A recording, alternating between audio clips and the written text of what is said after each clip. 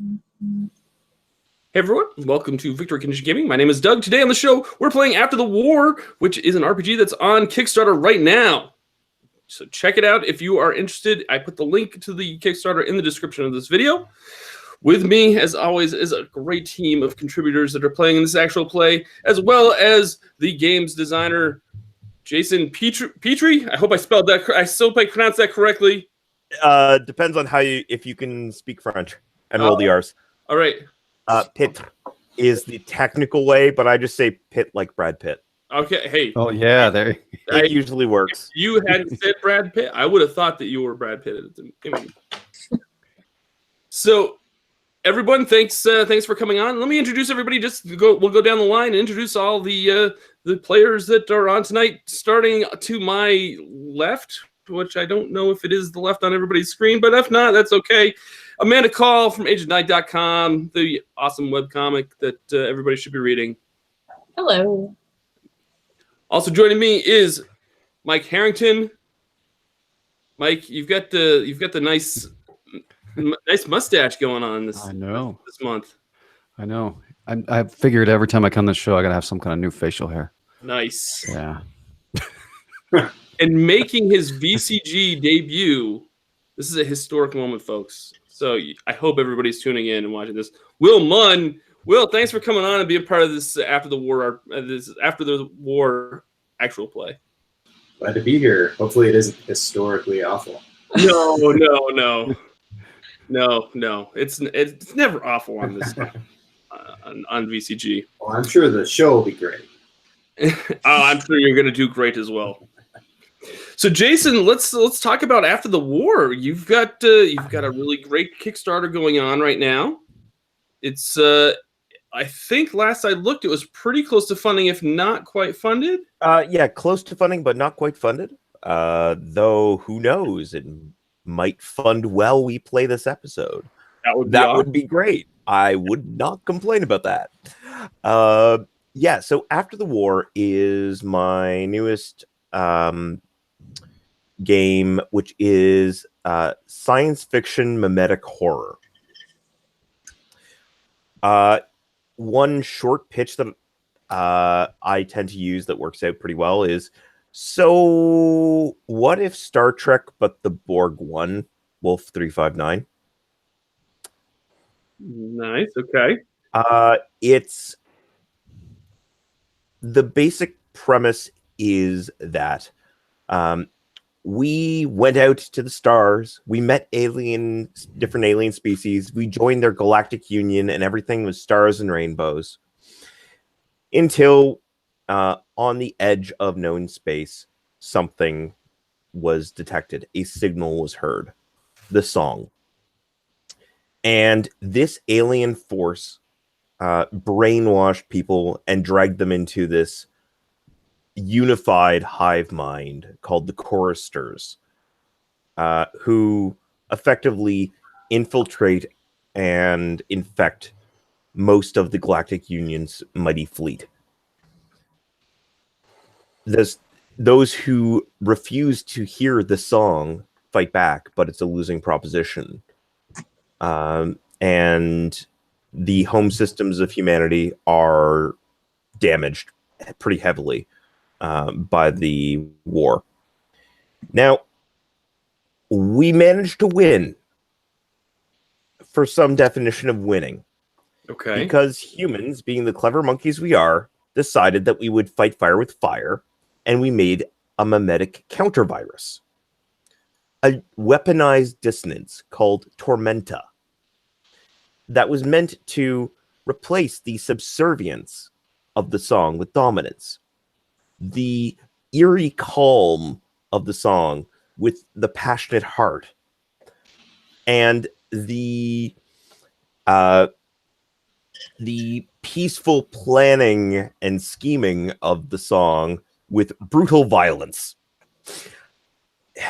Yeah, so it effectively turned about a third of the victims into Reavers from Firefly. Nice. Okay. So 10 years later, the millions of survivors of the War of the Song are trying to rebuild on this frontier world of Polvo. which is effectively a junk world where most of the fleet crashed down after the final decisive battle. And you are all survivors of that, of the war, who are trying to build a new life, build a new home, build a settlement for yourself and for your future. So it's all about the challenges of trying to build a positive, long-lasting, hopeful community when everyone is dealing with their own forms of pain and trauma from this massive conflict. So, and it's meant to sort of help players learn how to do this in real life. Okay, nice. Yeah, I like it. I like it. So, I think let me just check the comments real quick before we start diving in. Looks like Jason was on there, and it says that he nudged it over 7K Canadian just now, so it has less than 1,000 left to go. And looks like Jake also tuned in, a fellow fellow person from Ottawa here. So. Awesome! All the VCG Canadian viewers are tuning in for this one. That's great. That's awesome. All right, so let's do a little actual play, and then maybe at the end we'll talk a little bit about the pledges, and then we'll hopefully by then maybe we'll be a little bit closer to that funding goal. That would be delightful. Awesome. So all of you fine folks should have access to the Quick Start, which is easily downloaded from the Quick Start Kickstarter page.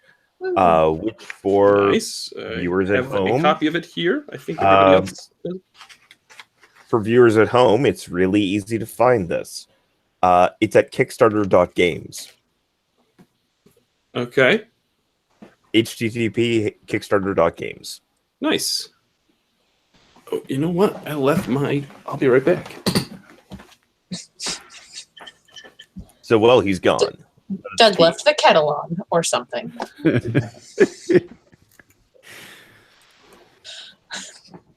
No, I did have my player. I'm trying to find my player sheet. Okay, right here. Never mind. It was right here all the time. I tell you, this is an unorganized mess right now. All right, so do we want to do our player introductions, or how do you want to set this up, Jason? Yeah, let's do that. Have you already selected characters? Mm-hmm. We have. Most excellent. You folks are on the ball. Yeah. So in whichever order you would choose, please read out your character introductions and tell the listeners at home and viewers at home who you are. Amanda, would you like to go first? Sure, I'll go first while you're still looking for yours. All right, so for my character, my name is Tora, and I'm a missionary from the Belt. I grew up on some miserable rock with a leaky bulkhead and found my way to a missionary vessel for an education. I joined up with the fleet for medical service and found myself working on Project Tormenta during the war. I continued to use my medical skills on Polvo, and my clinic is out of a repurposed down shuttle at the edge of a warframe yard. Do you want me to read off the beliefs at the end there too? Yeah, why don't you do that? All right, so I believe that no one is disposable and that government is violence. Nice. I do have my my player sheet. I'll give mine next if that's all right. We'll just go down the line. Go for it. My name is it says Saddest. Yep. But that's my I guess my common tongue name. My real name is Saddest. But you guys can't pronounce that, of course. So it says you may call me Saddest unless you are skilled with the Permancer language. My people led the Galactic Union until the war, and we hope that peace can be reforged over time. I learned much of human culture as I helped in the Chronista initiative, where we uploaded the final messages from Earth before the Chlorister fleet reached it. Now I work as a diplomat and a mediator for Warframe Yard to ease the tensions. And I believe that that peace is worthy at any price, and that memory is life. Excellent. Mike, would you like to go next? I will go next. My name is Chrysis, and I am a proud citizen of Mars. I grew up in a dome on the edge of Solus Planum, where Mars Corp manufactures its power armor. I fell in love with these titanic warriors who fought on behalf of our noble world and enlisted with Titan Division the moment I turned 16. I fought and bled in the War of the Song, losing most of my company in the process. I left the service as the hostilities ceased and joined up with one of the Polvan reconstructionist teams which built Warframe Yard. I believe that Earth needed to burn and that destroying is easier than building. Most excellent. Last but not least. That leaves me. All right. My name is Akesh, and I come from Earth. I grew up in a political family, watching the feeds and making bets with my cousins over the political maneuvers of the rich and powerful.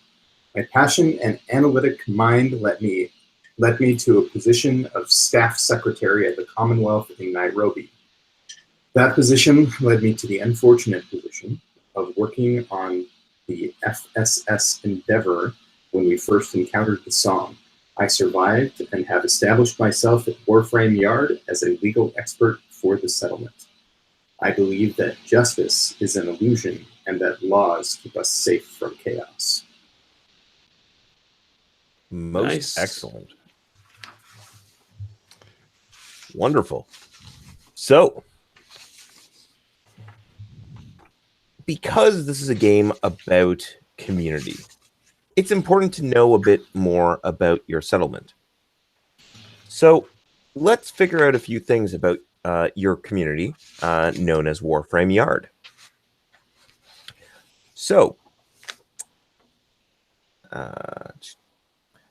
during the war, hundreds of vessels fell from the sky onto the surface of dirt. This settlement was established in the midst of the rubble of the fallen warships. These boneyard settlements are centers of salvage, engineering, and industry. The inhabitants of Warframe Yard try to build a stronger future from the wreckage of the war. So, there are 3 industries for the settlement, each of which has their own NPC. So, we get to pick 3 of the 5 different options. These options are salvage, represented by Farah the Tinkerer, who believes that nothing is sacred. Arms, represented by Oruna the Goliath, who believes that the dead must be honored. Metalwork, represented by Isan the Smith, who believes that family keeps us human. Electronics, represented by Gecko the Mercurio, who believes that money is freedom. And data mining, represented by Cena the Runner, who believes that information wants to be free. So, do people have any preferences out of these settlements? Michael, what are you thinking? Let's see. I can give you my top 3. How about that? All right, that sounds good. I would pick data mining, metalwork, and arms. What does everybody think? That sounds good. I think that works for me. Sounds good. So you're mostly doing secondary processing of the hulks. Other boneyard settlements are shipping you, hey, we found this black box. Can you do something with it? That kind of thing. So you probably have a fairly bustling market and a lot of warehouses as the piles of scrap sort of accumulate, and your data mining techs rifle through the data banks and recorded messages and holovids, that were salvaged from some of the other vessels. Excellent. So, your settlement is partially built from salvaged warships which plunged from orbit. Which group or business fortified and moved into the hull of the FSS Defiant?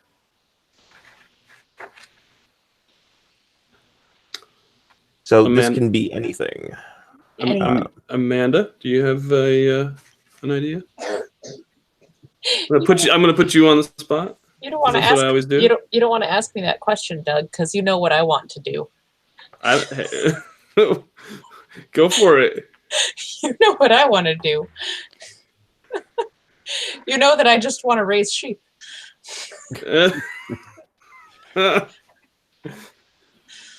You know that I just want to raise sheep, but I don't know if there are sheep here. Do we have livestock? Are there? Yes. I mean, we'd have to have some kind of livestock if we're going to make this a sustainable endeavor. So this world is a bit of an ecological nightmare because that makes sense. Humans and aliens alike, pretty much dropped in the things they needed to eat and the stowaways that they had and their pets. So you have this odd assortment of belter rats, Terran dogs, sheep. Yes. And no, don't tell her that. I got my sheep. And amusingly, Terran wrens. No one has any idea how wrens managed to make it to Polvo. But they did, and now they're infesting everything. Because somebody left the garage door open before they left Earth. So apparently. That's how that happened. The Polvan life forms are sort of insect analogs. So the wrens are having a grand old time on this planet. Understandably. Yeah. So, excellent. So are we putting sheep in the Defiant? Not just sheep. I'll say that the Defiant is actually like the animal husbandry, all-purpose kind of raising and processing area. But a lot of sheep. Excellent. But there's a lot of sheep. But there's a lot of sheep. There's a lot of sheep. Yeah. So does everyone actually have wool clothing? I mean, that would make sense. We're all wearing wool. That would be awesome. I super knit. itchy in here. I'm knit as a hobby. Yes, there you go. Fun fact. So there's actually 6 settlements in the core game. One of them is agricultural community. So yeah, you can totally be sheep farmers in this game. That's great. That's all I want. That's all I want. So is that barley mow or barley? Yep. Yeah. Yep. And will that be the settlement we are in good terms with then? That sounds like you are. That makes a lot of sense. There you go. Nice. Perfect. So just a slightly off base question. Are you actually are we replacing one of these with veterinary services? Like, is this like a vet ship? Oh, I like that. Yeah, why not? Because you actually have like a sterile environment, so like a small veterinary college, and you bring in someone's sick sheep or goats to the Defiant, and that's where you fix them up, and that's what happens. Yeah. Sure. Yeah, no, I like it. Excellent. Do we want to get rid of one of the industries and replace it with veterinarian? We can, yeah. So since data mining. Since Michael selected the 3, I'm going to let him replace one of them then.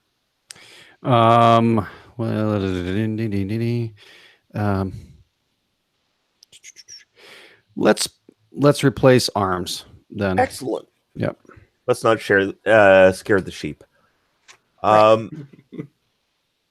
We can share the sheep. Just don't scare the sheep.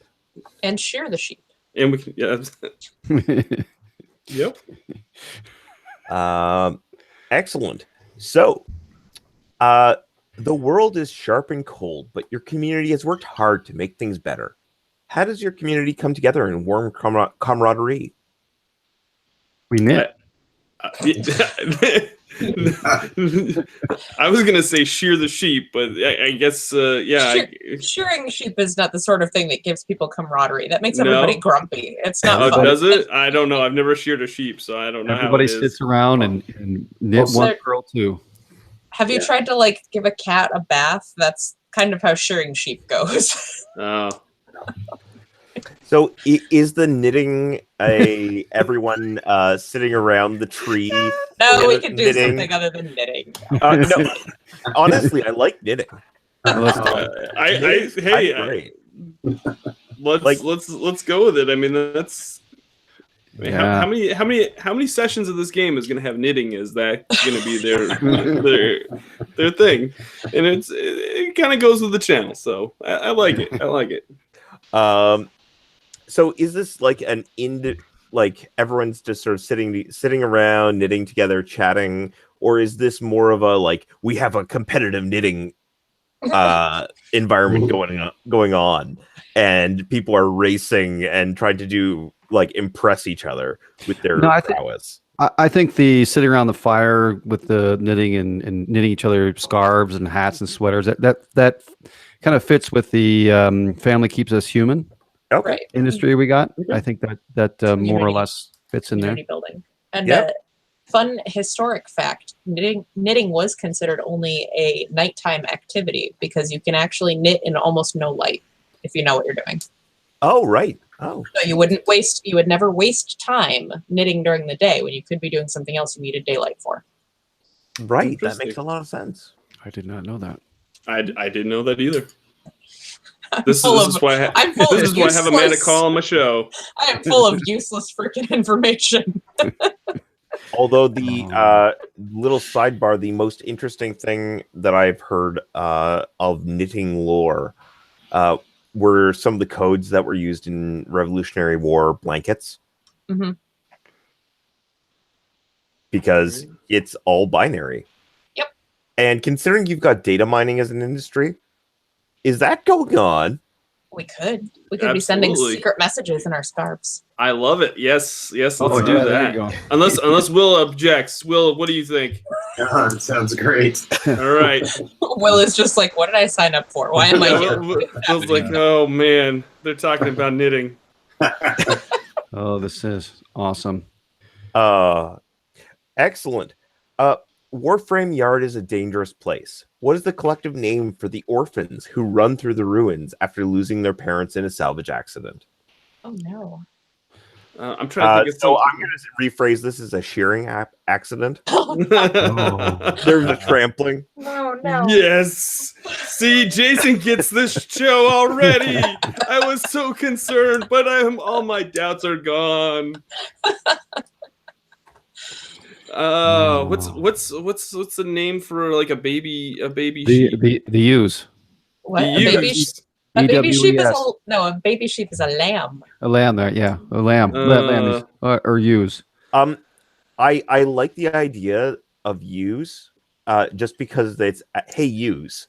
Right. I like- Absolutely. The hayus. Oh my The gosh. hayus. Yep. See, we managed to go completely gonzo anyway. I was afraid this was gonna get too Can- dark. Can I anyone should have known better. can anyone really stop us? I mean, Yeah. I mean, to be even clear, ourselves. I did get a whole bunch of people trampled for shearing. So, I mean, like, I do black humor. That's my thing. Nice. On a related note, check out Sig, Manual of the Primes. Yeah. So, there are 5 nearby settlements you trade with. Clearly, you're on good terms with Barleymow. Right. That would make sense. One of the neighboring settlements is on bad terms with Warframe Yard. How have their actions or inaction insulted, frightened, or harmed your community? So our options are Barleymow, a farming community, which we've already said are on good terms. Yeah. Fort Bly, a military outpost. The Vermilion Exchange, a trading post. Daedalus Station, a research station. And Port Thoth, a spaceport. Well, I think we're angry because Daedalus Station is performing heinous research on sheep Uh-huh. Okay. or Yeah. other animals. Yeah, I mean, we're vets. We're vets. We care about. Yeah. Okay. Unless somebody has something else to No. about there. Heinous experiments in general. Yep. That sounds good. Wonderful. So now that we've got that under control, on your character sheets, let's just quickly run through this so that you folks know what's going on. You have 2 beliefs. These are subjective, controversial declarations, the kinds of things that your character is pretty sure is correct, but is wanting to learn more about, wanting to prove that they're right. Sort of the big, messy philosophical issues. You have an insight track. You will get points on that during play. Whenever you support, excellent. Yeah, that little triangle at the top left, at top middle. So you'll fill in circles as you go. And you do that whenever you support or refute your beliefs. So any time you have evidence that either supports what you believe in or gives you evidence against it, that's a clear sign that you're getting insight. You also have strain, which you mostly get for winning conflicts, either in order to win conflicts or as the price of winning them. Interesting. Okay. Which decreases your chance of winning future conflicts. So as you, let's just for the folks at home, let's just show them. Yep. So as you increase strain, you're knocking off one of these images. Yep. And anything that you roll for your conflict, if it's one of those that you've checked off, then those don't then Yep. that doesn't count for your roll total. Correct. So normally you might be rolling 3 or 4 dice. Your first point of strain means you wouldn't add any ones to your total. Correct. So that's fine. That's not going to have much of an impact. By the time you have 3 points of strain and you are discarding all of your 1s, 2s, and 3s, it's starting to add up. But you can always roll pure 6s, so it's fine. You can always win. You just need to try harder. On a related note, you can choose to take a point of strain to re-roll as many dice as you'd like. All right. That is what happens when you're losing a conflict. You can choose to take strain. And when you win a conflict, you also suffer a point of strain as the price of victory. So how do you remove this? On that delightful triangle, 2 of the 3 of these things are named discovery. When you get to those thresholds, you will have these one-on-one scenes, little moments of discovery, whereby you sort of ask a question about another character and try to learn more about them.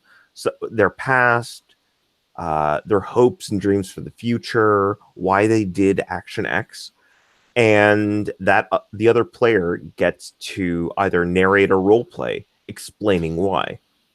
When that happens, both of you remove 1 strain.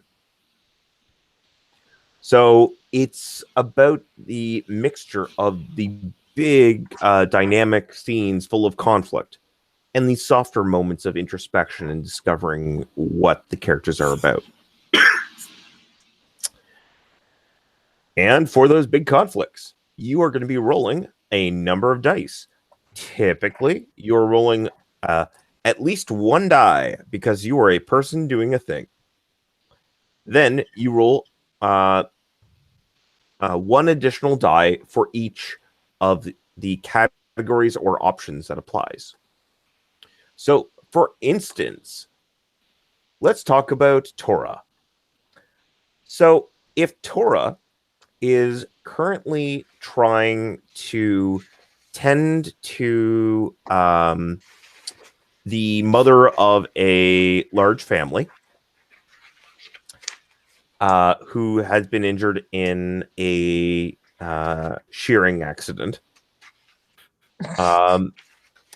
Then this might involve using the Belter trait, which would apply for resolving disputes. It's one of the items listed underneath. Mm-hmm. This would apply for missionaries, which is preventing violence or maybe teaching the young. Maybe you want to justify how missionary would be appropriate and make a new thing on that list. You've got options. The war story of the hero involves familial drama and crushing guilt. So that clearly applies in a family injury. And the professional option of medic includes difficult patients, injuries and illness, that kind of thing. Mm-hmm. So that would be 4 dice in addition to the standard 1 die. So 6 dice total to solve this conflict. Nice. Let's just say you don't want the GM to win a conflict. Just trust me on this. Because it gets messy. And that is pretty much all of the mechanics writ large. When you reach your 6th point of strain, you're taken out. And, well, more precisely, you choose if it's your character or an NPC you have a relationship with that is taken out. So forming relationships is good. Okay. So the first scene is going to let's dig into it. So each scene has 3 components: a platform, tilt, and question. Platform is the initial situation. It's effectively a snapshot. Who's there, what's going on in general, when it is, where it is, that kind of thing. That person will pick someone to do the tilt, which is the destabilizing incident, which is forcing us to act. Why is the camera focusing in on this scene? That person, after doing that, will pass it off to a third person who will create the question, which is the thing that we're trying to play to find out, the thing we're trying to discover during play. Once we've answered the question in play, we can move on and end the scene. And then at the end of all scenes, we look at our character beliefs. You don't need to have your character playing in every scene. That is why on the lovely mechanics cheat sheet as part of the quick start, the options for scenes are you can be in actor mode, which means your character's there, or audience mode, which means that you're sitting back and watching how people are playing, making judgment calls, that kind of thing, and playing minor NPCs. So let us get started. So I think as a platform, I'm clearly going to set this within the hull of the FSS Defiant. It's probably late at night, and there is a pregnant cow that is going into labor.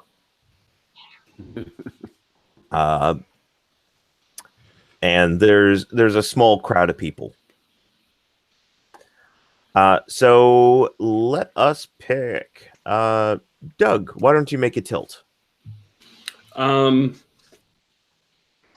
see here. I'm thinking maybe there's some sort of complication with the delivery, like that we're having to deal with. And so I've called in. I'm pretty much setting up the scene, right? Is that how I'm doing it? Yeah. You're figuring out what is the dramatic thing that's going on.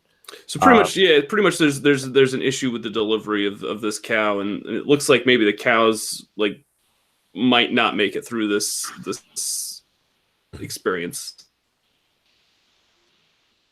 And maybe I've called in Tora to assist and help with the process.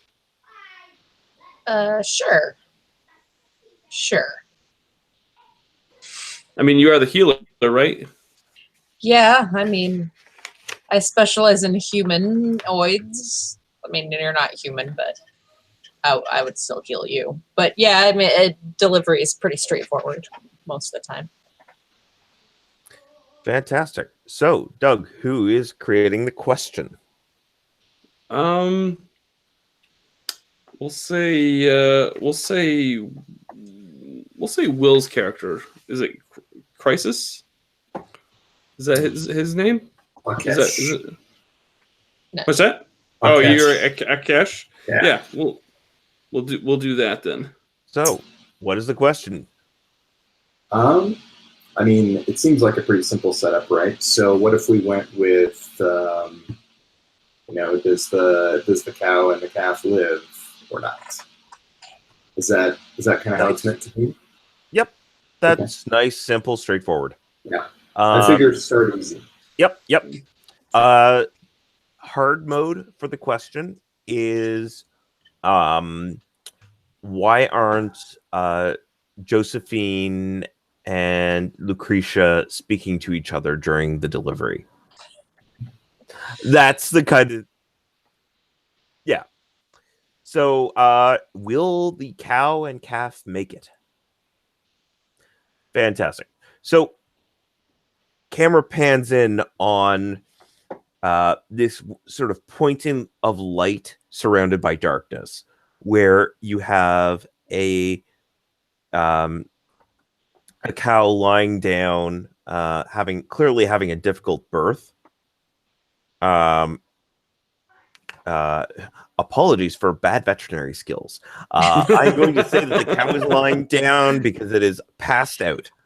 Fantastic. Oh no. Okay. That's not good. Wake up, cow. There's a single work light that is shining down, and there's several folks, including Tora, on the scene. Now, all of you get to decide if your character is actually present in the scene or if you're in audience mode.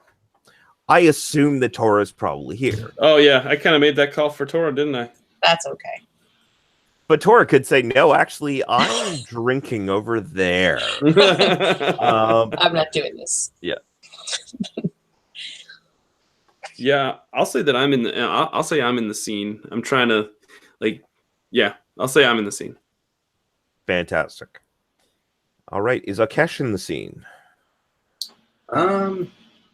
Akesh is a little leery of icky things, so he's probably back just a little ways, maybe watching from a distance. So is he in the scene, or do you want to be in full-on audience mode where he's just in bed and not here? I don't know. Which is totally great. It is nice to be in both modes. Okay. Let's try the fly on the wall approach for now. Excellent. Okay. All right. And last but not least, Crisis. I'm not going to be there. I'm going to be in audience mode. I'll be, can I pick a person, or do I have to be one of the NPCs? You can make up any minor NPCs and play them during the scene. Not a problem. Okay.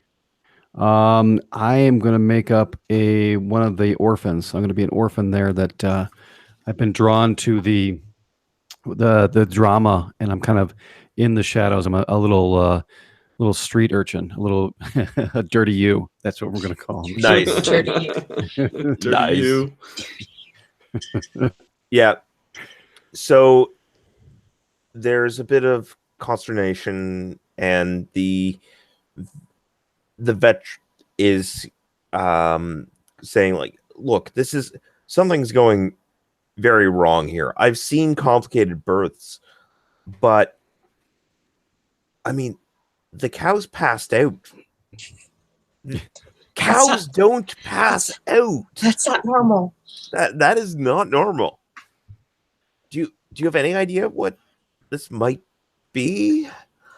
Also note that this doctor was out drinking.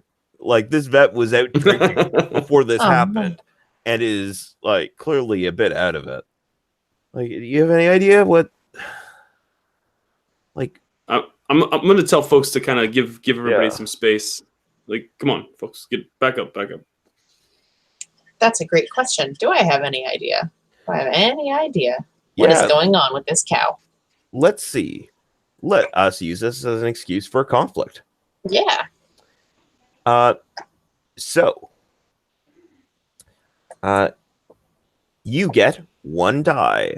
I gave a link in the group chat to a die roller called Roll for Your Party, which is handy. So on there, you get 1 die because you're a person doing a thing. Now let's go through your different traits. So, Belter. Yep. Do you think Belter applies? And if so, what do you think it's going to be?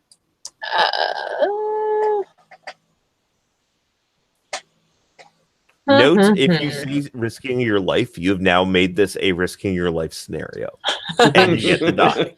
The cow's not on its feet, so I wouldn't call this risking my life right now. Yeah.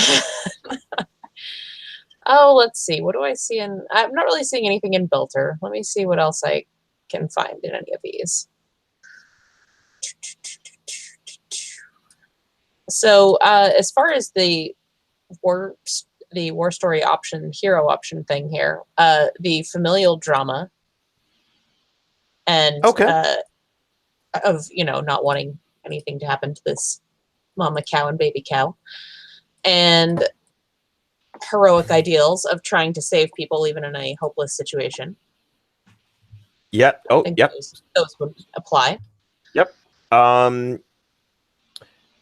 Yeah, so you totally get the hero die. Okay. Does missionaries apply? Let's see. Missionaries, we've got preventing violence, teaching the young, and calling people on their shit. I mean, I suppose possibly I could say that like teaching the young type thing, where this would be a kind of life lesson that you would have been bringing kids in all the time of like, hey, look, this is the miracle of childbirth. This is how babies are born. We're going to learn about it and see this many times. So one of the reasons why I'm pointing this out is that you have the ability to, you'll see that there's 4 bullets on all of these. Yes. That's because you can make a 4th item on your list. I can make something up. The way that you do this is you explain how, in this case, missionaries has helped you in a similar kind of situation in the past, in some way. And then you ask the audience mode, if that makes sense. I if see. It does, you permanently change missionaries, and now all missionaries have this experience. Interesting. It's a thing that missionaries do. Belters frequently get a unarmed combat because of the water riots, right? That kind of thing. So, could you think of an example of something that Tora has done that would be applicable in this kind of situation? So I will say, sure, we'll go with the missionaries one, and I'll say that what it is trying to help people that you can't communicate with. Yeah. Oh, that's excellent. Trying to help someone who's clearly in distress, but not having a way to actually speak to them. That's the experience that I have that's relevant there. So, audience, what is your judgment? That is a thumbs up. Let's go with a thumbs up. All So right. you get an extra die there, and you Hooray. get to write it in on your sheet, and you permanently get nonverbal communication. All right. Nice. And medic obviously applies. Yeah. Well, yeah, that kind of goes without saying. Yep.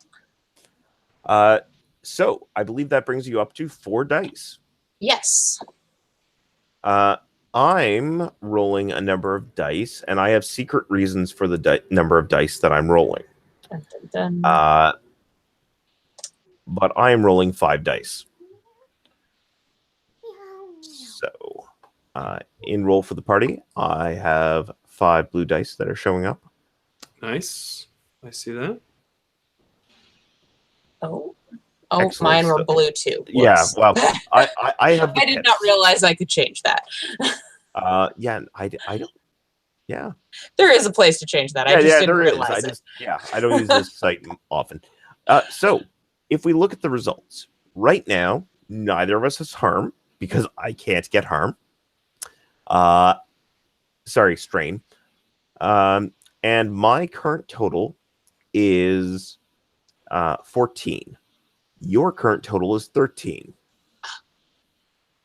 So, this is an interesting situation. So right now, I'm winning the conflict. And let's just say that things are going to get messy if I win. Because either I get what I want, or we trigger the corruption rules. Uh-oh. So whenever there's mimetic infection,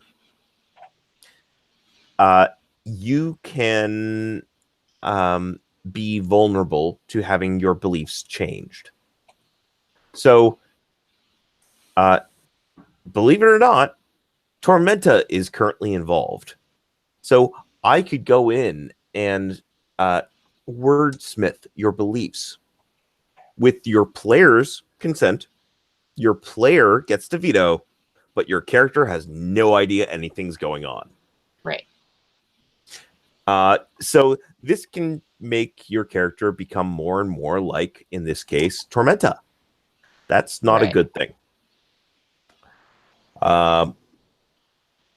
So either I would win, or I get to change your belief and let you get whatever you wanted. Right. So now, if you'd like to not be losing this conflict, I mean, preferably. there's 2 things you can do.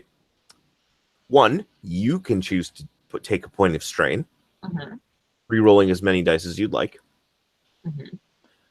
Or someone else can take the strain on your behalf. So someone else who's playing in the scene, who's helping you, can choose to take it instead. I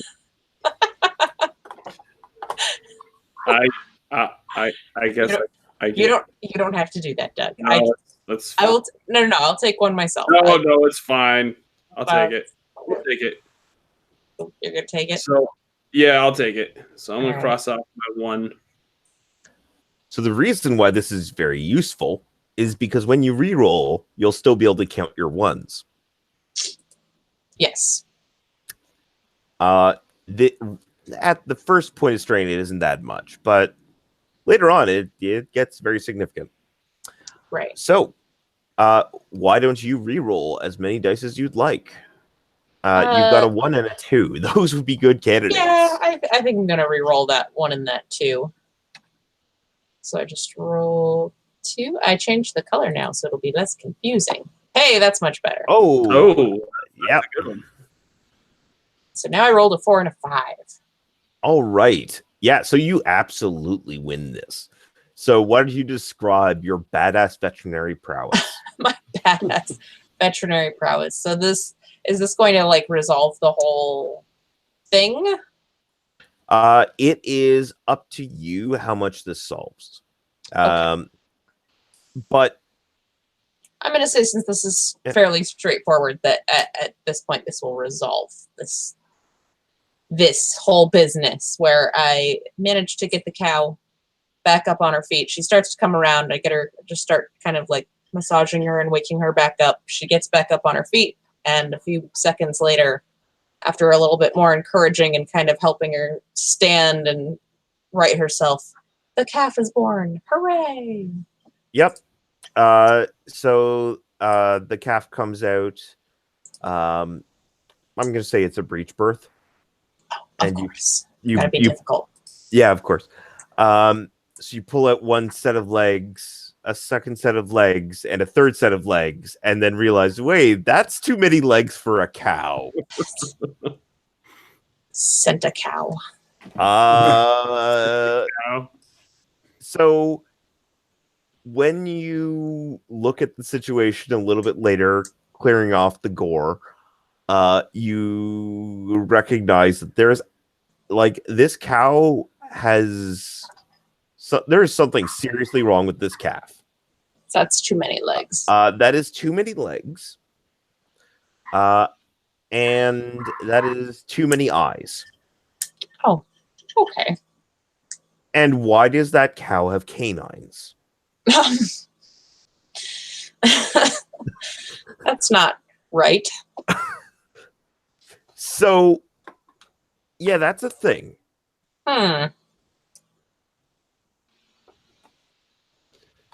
Yeah. Can I go over to Tora and talk to her for a second? Go for it. Hey, Tora, what? I've never seen this species before. Well, I don't think it's its own species. It looks to be mutated. It's supposed to be a cow, just like that one. Something's wrong though. Really? You Earth you Earth creatures are peculiar, right? I've never. This is most unexpected. We should probably move these folks away from this area. Well, I mean, how is the calf behaving? Is it just doing the normal kind of stumbling around, leaning up against its mom type business? Yeah, generally. So Not doing anything off-putting. No, right now it's just a stunned calf who's just born. if mutations are a thing, like you said, are there any sort of laws that we've created or anything about how to handle this situation? Right. Mutations are rare. And this doesn't look like a mutation. This looks like genetic engineering. Oh. Are there laws? Or maybe Tormenta. Like something's wrong here, and something bad's behind it. There isn't a common mutation rate because the weapons that were launched were not nuclear in origin. They were usually more mimetic. So yeah, the cow is mostly behaving normally until it starts to move towards mom and try to suckle. And yes, he did. What was that? I think my audio cut out for a second. The cow is trying to go to mom, and it is thirsty and is going for an udder. Okay. The baby calf with canines is going. Yeah. Yeah. Tora, what do you? We're just gonna. I'm just gonna kind of like gently move the calf away. We're gonna have to bottle feed this one. That's We're gonna have to put it down. I mean, not necessarily. It might be okay. I don't want to make any kind of too hasty decision. I don't want to make a hasty decision here. Something is going on. This isn't normal, but it's not the calf's fault. So my little orphan here is just horrified by this, and so she runs out, and she's now starts to spread a rumor about the demon cow that was just born. Children. Oh, I should have saw that coming. Yep, that's fair. So rumors of the demon cow are heard. I believe we have answered the question for the scene. Yes. Sounds good. So, since we've done that, let us go through beliefs and see what's been challenged. So once again, I will ask our lovely audience to go through this. You've got it marked as companion beliefs on your sheet, conveniently. So why don't you go through the characters and beliefs, and we'll just see if they apply each time. All right. Let's see here. So my beliefs are... It's only for the audience. Oh, it's just for the audience, not for me. Only the audience. So Michael gets to do this. We're at the audience's mercy, Doug. All right, so I'm looking at the beliefs of those two characters that are on this in the scene, right? Yep. Oh, so that would be Tora and then Sadist. Yep. Mm-hmm. Well, actually, I think the no one is disposable belief. She's already demonstrated that she wants to save this mutated thing. So I think she's support. That is a support there. And let's see here. Government is violence. Possibly this could possibly be the research station is involved in this. So maybe. Yeah, I think so. I'm going to support that one too. And then the horse alien here, piece is worth any price. Memory is life.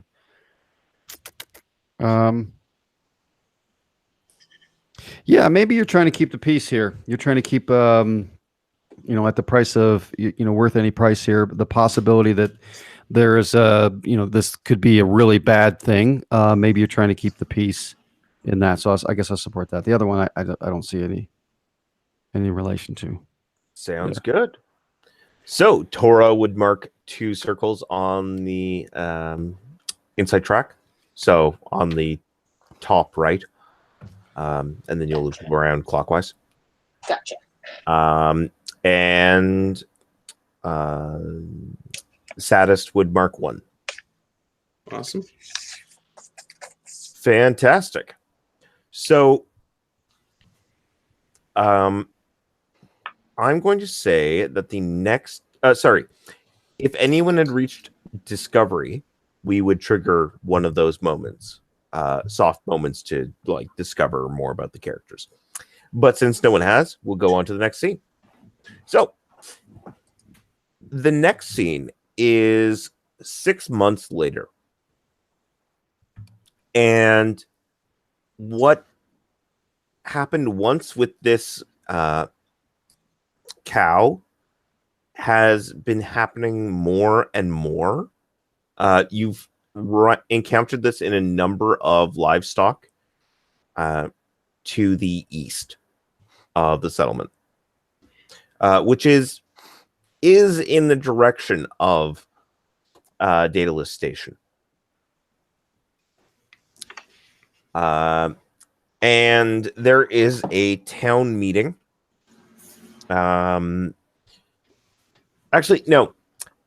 There is a lot of talk about the demon cow and the hell sheep and the devil pig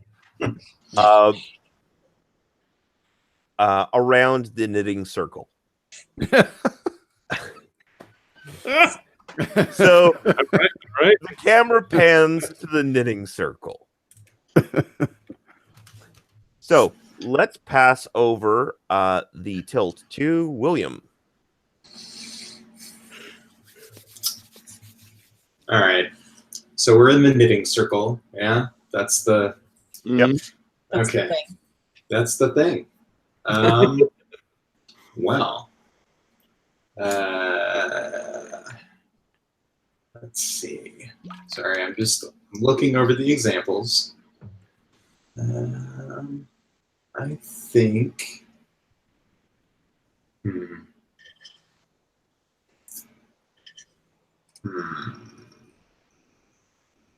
is a tough one. I Something that drives us to act in the knitting circle. Okay. Well, Or makes it interesting. Yeah, I think violence. Always violence. Let's see. Yeah, probably a fight. I would imagine between. Are people scared? Yeah, definitely. Yeah. Does it sound like more of a let's go and deal with this problem, mob, rabble? Yeah, I think so. Yeah. Yeah, we should not be allowing such demon creatures to exist. Yeah. Sounds good. All right, so you get to pick a third person. Oh boy. Okay. Let's see. Well, we made Mike be in the audience last time, so let's pull Mike in. All right.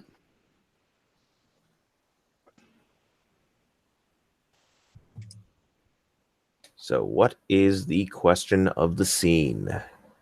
We have rabble around this sewing circle. Well, knitting circle. Any one of us can answer that question? This is specifically for you. For me. All right. Well, the question is, I think that we need to go. Since it is patently obvious to me that the Daedalus station is the source of this. The mutations or whatever they are seem to be coming from that direction.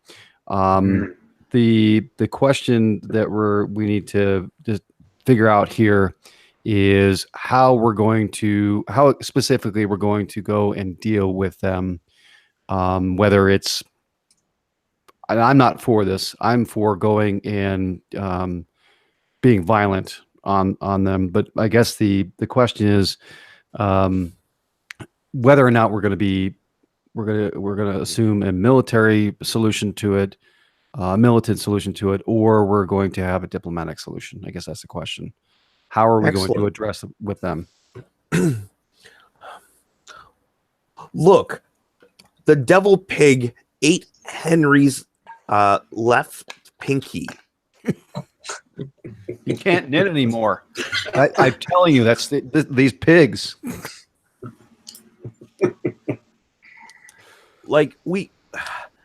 It has to be Daedalus Station.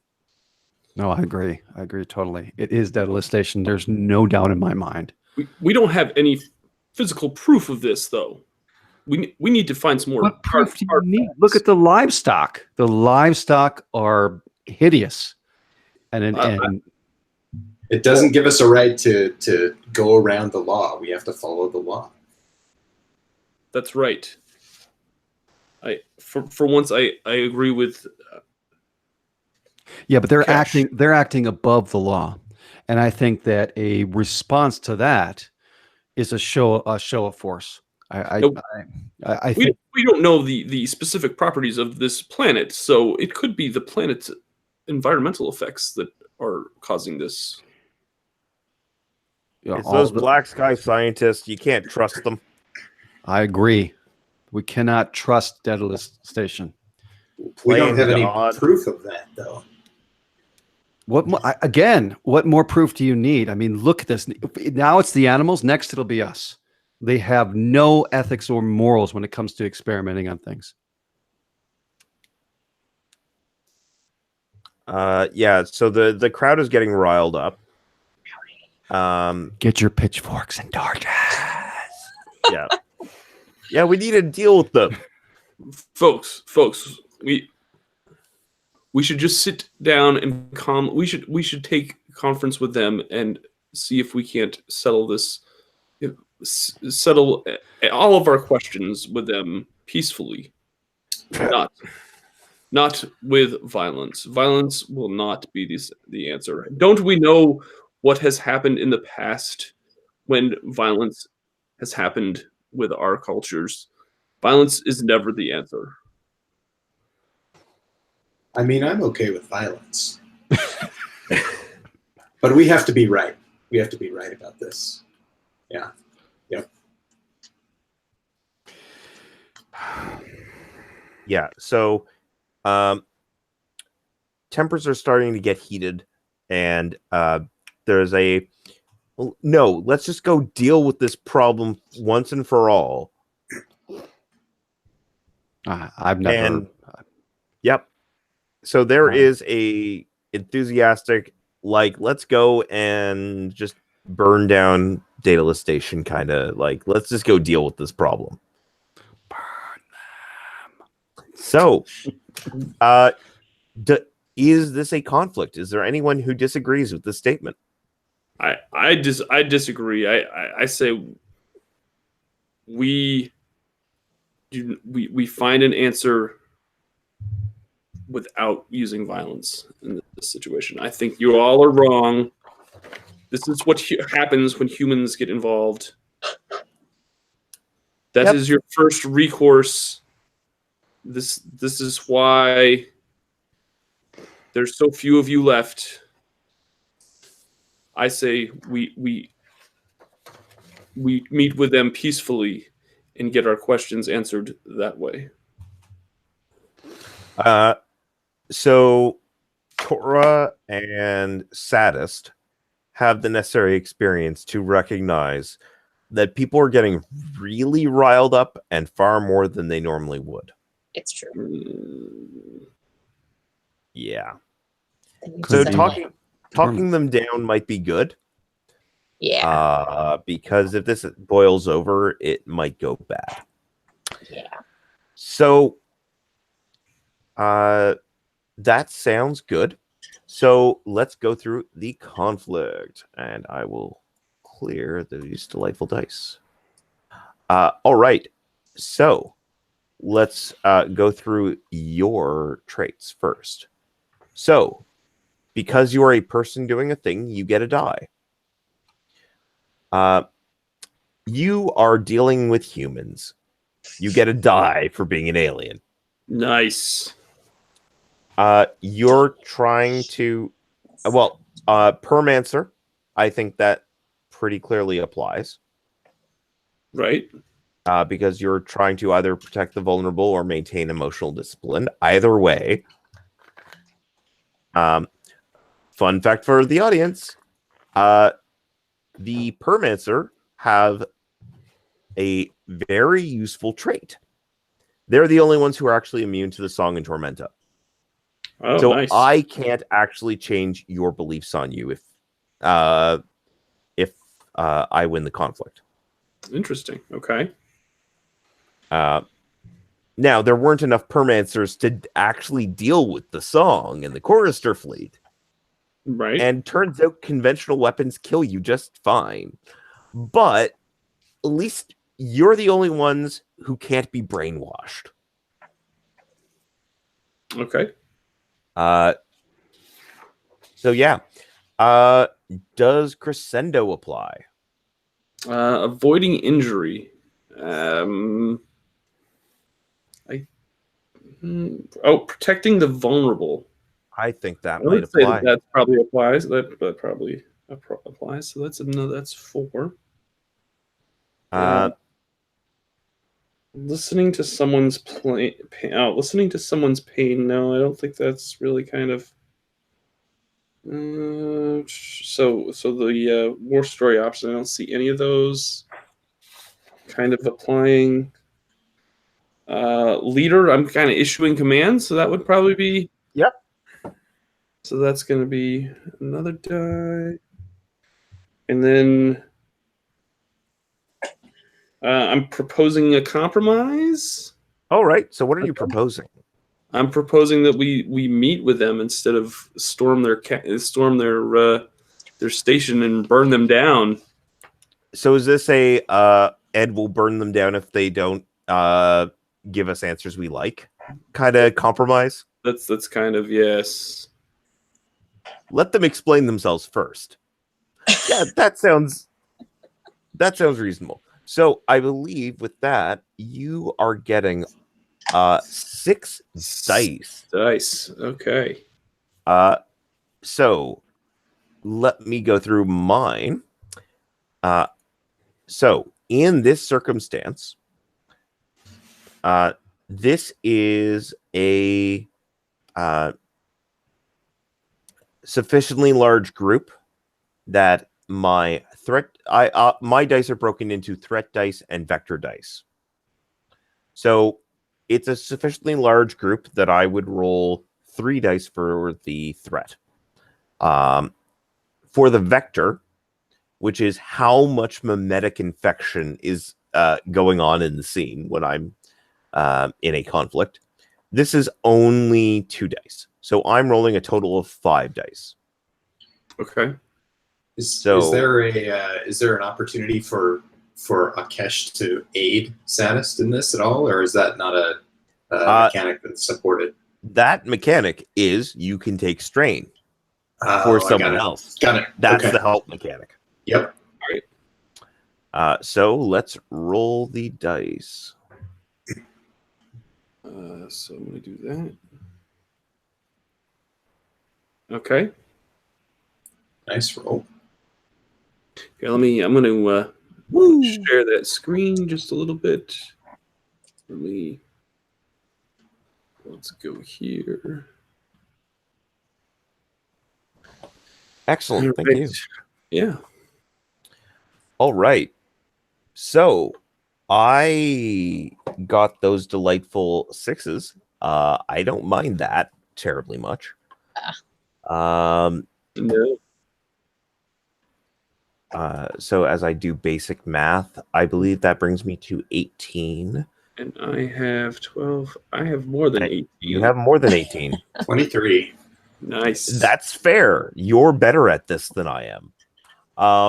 You are a consummate peacemaker. So why don't you describe the outcome? And also note, I believe that Tora marked that point of strain for winning the previous conflict, and you'll mark a point of strain for winning this one.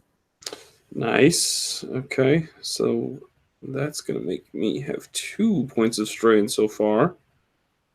Yep. The resolution is that I've talked to everybody. I've talked to the most vocal of the group, and I've reasoned with them, and I've called the head of what was it, Daedalus Station? Yep. And set up a meeting with their top people to discuss our concerns about the mutations that are happening. With them present, they were listening to me as I set up this right for them. All right. So let's just quickly narrate through this. They are not to blame for these mutations. There's a wrecked ship halfway between Daedalus Station and Warframe Yard. And they believe that that's the source of the mutations. Interesting. Okay. Now, they're studying it, of course, and they've learned some fascinating things from the mutation rates, which will have plenty of useful applications. One of them is getting super enthusiastic about his work, and his supervisor effectively shuts him down. Look, yes, your research is very important. Now, we, on behalf of Daedalus Station, we apologize for not notifying you about this earlier. We were rather busy on a few of our more recent projects and just hadn't thought of speaking with you. But we didn't want to cause distress. See, guys, it was nothing. What did I tell you? They're not behind it. Do you have any other questions for this nice man?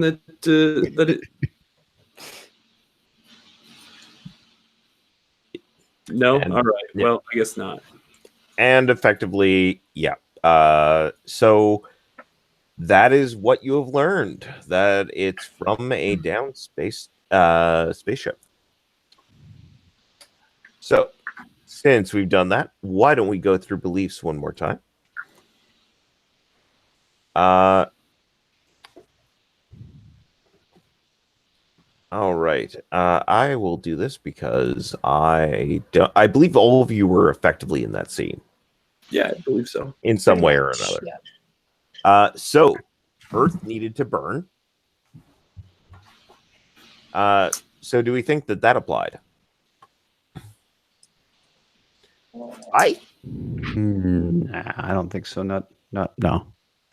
I don't think so. I was viewing actually Daedalus Station as being a representation of Earth. A lot of Terrans. Okay. And effectively, there's a whole bunch of Terran scientists. And you were in the raw, burn them down camp. So I give you a point. Likewise, destruction is easier than creation. Look, it's an easy solution. So you can take 2 insight from that. Torah, remind me, which side were you on in this debate? I was with let's calm down and not light them on fire. We need to talk to them. So known as disposable? Yeah. Sounds good. So you get to mark your 3rd point. Hooray. All right. Crisis. Sorry, we've already done crisis. Akesh. Justice is an illusion, and laws keep us safe from chaos. Definitely the latter. That sounds like you definitely got laws keep you safe from chaos. Now, is justice an illusion, or yes or no? Like, is there proof that justice is real? Because if so, you're disproving the belief. What do you think? I don't think there's any proof of that. We all know justice. No, I don't know. You could call it either way, probably, right? Sounds the bad guys didn't get, or not the bad guys, but the people that we were arguing with, we didn't like jump them, right? So, and they were right, but it wasn't. I don't think it was really part of the conversation. Okay, so I tend to run with the rule of meh. If anyone goes meh, it doesn't apply. Okay. So, all right. So then looks like you've gotten 1 insight off of that. And saddest, pieces worth any price. Yes, absolutely. All right. And how about memory is life?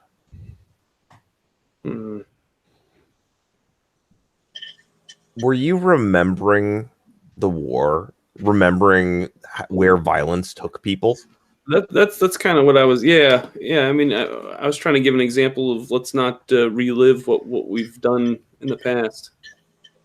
Fantastic. So why don't you mark another point of insight there, which I believe also brings you to 3. It does bring me to 3. So let's go through these moments of discovery. So let's start with Torah. Torah, you get to ask any other character a question. And they need to answer it in some way, either through narration or role-playing. If it's role-playing, it's probably role-playing with you. Right. Obviously. And then both of you remove 1 strain. They don't have to have strain for you to do this. Right. Noted. Okay.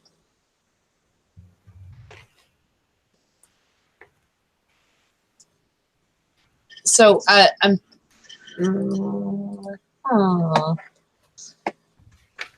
One question about anything anything at all, or anything in particular, or A what's character's past or present or future. Okay. So character personality, why did you do X? Why did you join the war? Who did you leave behind? That kind of thing. Okay. All right, then I guess I will ask Saddest. So you're really invested in making sure that everyone kept their cool back there. What was it? You know, what is driving this motivation that makes you so concerned for people getting out of hand here? Well, part of my background is that I was part of the. Let's see here. I was part of the Chronista initiative, and I allowed 9 billion humans on Earth to upload and record their final will and messages. So I gave them a voice before it was snuffed out by the Chlorister fleet. So I just don't want to see humanity ruin. I don't want humanity to take for granted everything that those lives pretty much gave up. You know, pretty much I want them to be the best that humanity can be. And I don't want to see lives wasted anymore. So I guess that's probably why. I don't know. That makes sense. I don't know. Maybe. So both of you would remove one strain. Sweet. Yay! And then Saddest. Okay. So, living up to his name. Yeah. Let me. I'm gonna ask. I'm gonna ask Akesh a question about why he has this belief that I find fascinating. And it's something about how. Let me find it here. I just had it just 2 seconds ago. What's one of your beliefs, Akesh?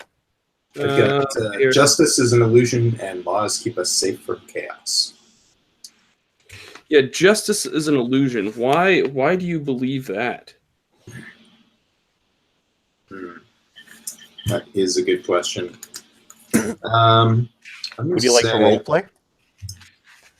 Yeah, we can do that.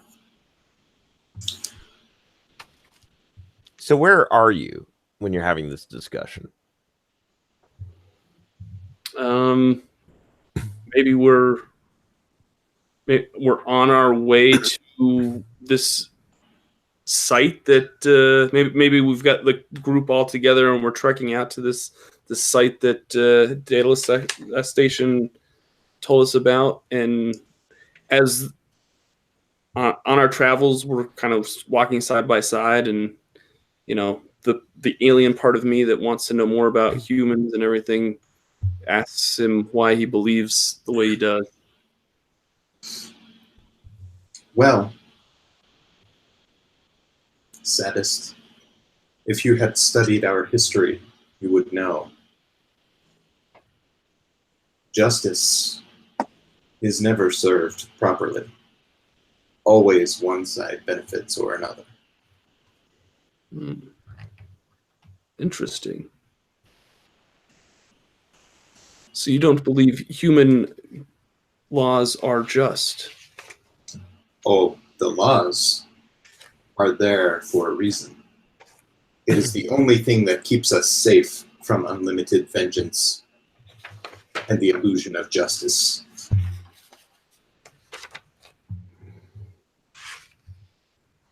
That is nice and grim. I love it. Yes. Fantastic. That is a moment of discovery. So both of you would remove one strain. Now Akesh doesn't have strain, so it's fine. All right. I think that resets us all. Yep. So everyone is at 0 strain, which is fantastic. Now that's not going to last forever. just saying. Because you don't reset when you hit growth. Okay. When you hit a moment of growth, what you actually do is you take one of your character beliefs and then you write it as a conviction. So either you write that same belief if you've proved it right and you're just going to stop questioning it, or you write the opposite. If you've completely rejected what you held true to, and what you thought was real. And whenever you support a conviction, you get an extra die in a conflict. Oh, nice. And that's all it does. Then you create a replacement belief. So that's the advancement mechanic. Nice. That works. But you don't clear strain when you do that, which means you have to get through 6 points of insight before you heal up again. Yeah. That's tough. Okay. Yeah. I like it. So let's just do one more scene and then we shall call it for the evening. Sure. So you arrive at the wreckage of the ship. And there's a banging sound. Sort of under the earth. Like the ship has plunged deep into dirt. And something is making noise deeper underneath. The sun is currently setting and it's starting to get dark again. So let's pass this off to Amanda. Why don't you come up with the tilt? Oh boy. All right. We're at the thing. We're hearing weird noises. We're hearing weird noises coming from inside. Well, let's say not only do we hear the weird banging noises coming from beneath the earth, but now we're also hearing, it sounds like there might be the sound of a person in there, inside the wreckage. So now we have to do something.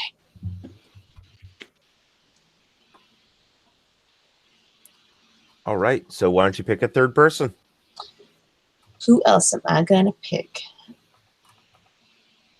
All right. I will pick Michael. All right. And then I need to decide the question, correct? Yep. Question. So we're at the wreckage of the ship. It's getting dark. We hear a rhythmic drumming, did you say, or a pounding? That sounds perfect. I'm a big fan of a rhythmic drumming. A rhythmic drumming, and we think there's somebody. We hear apparently we hear sounds of maybe we hear sounds of chanting. How about that? Oh yeah. Boy, that's what we're hitting. We're hearing sounds of chanting, and the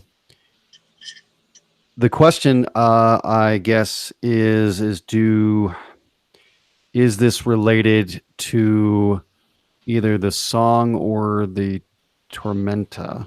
And should we how do we get down in there, I guess, is how do we get down in there and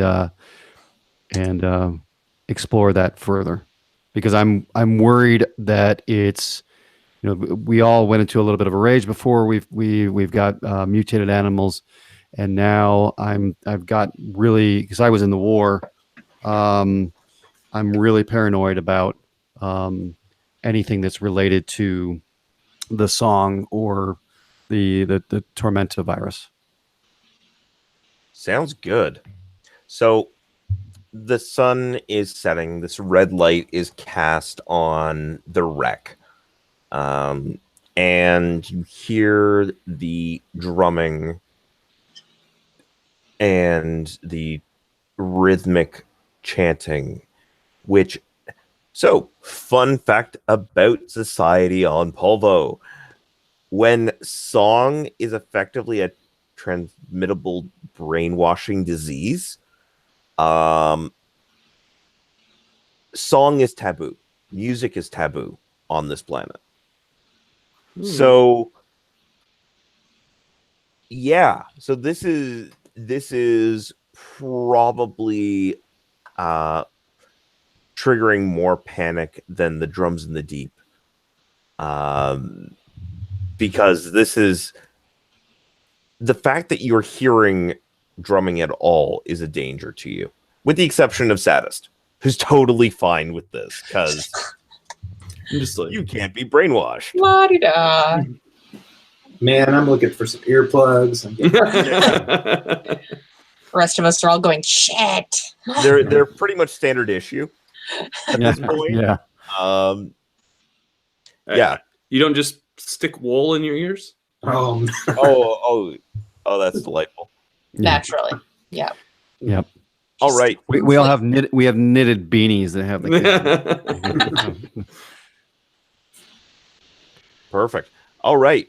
So, I assume that you're all there for narrative convenience. Right. Yep. That works. Excellent. So, what do you do?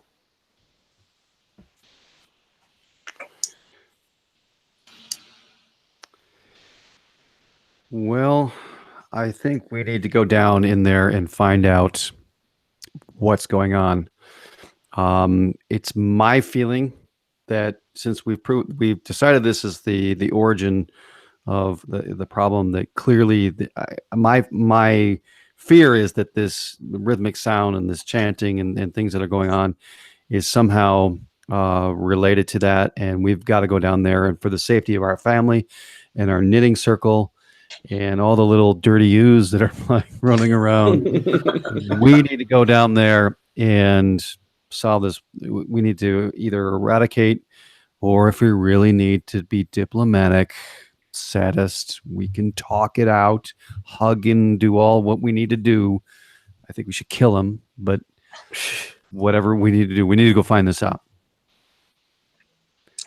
Yeah. I agree. We definitely can't let Thanks, this slide. Saddest. I'm glad we're on the same page on this one.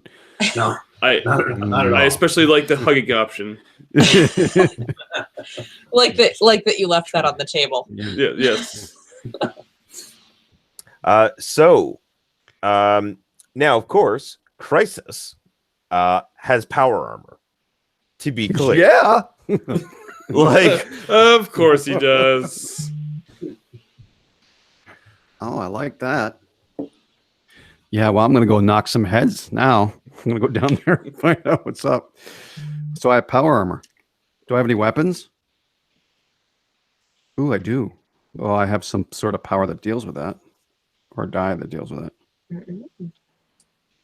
Yeah, you should get right down there. Yeah. You Deal with this. you go. You do that. What are you guys going to do? You know, we need to form our little hug line. Everybody go down in there.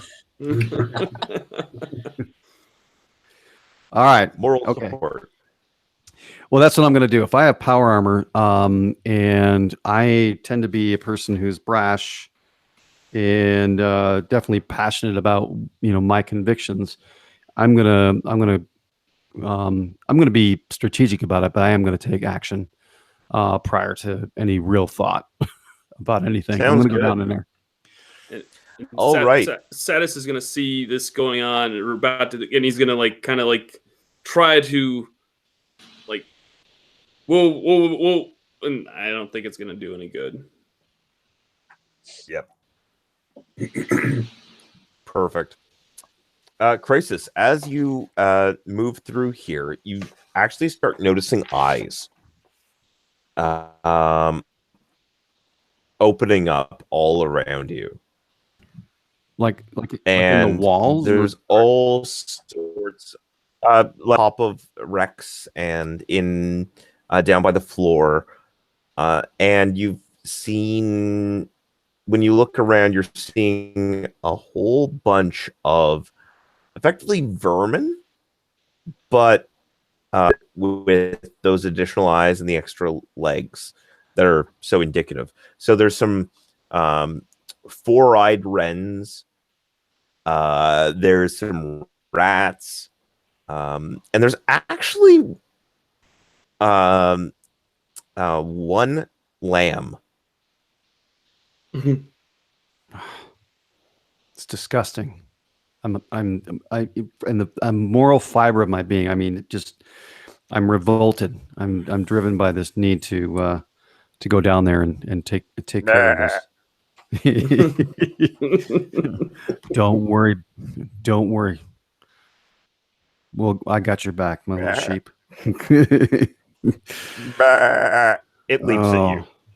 Oh, it's attacking me, is it? Open up. Yep. Nice. Yeah, that's what I get from befriending sheep. All right, so are we in some sort of conflict? Let's go for conflict. Sheep, and I'm happy about this. All right, so clearing the dice. So you get a die because you're a person doing a thing.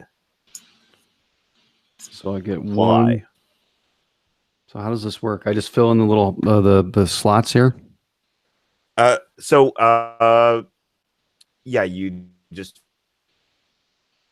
fill in the number.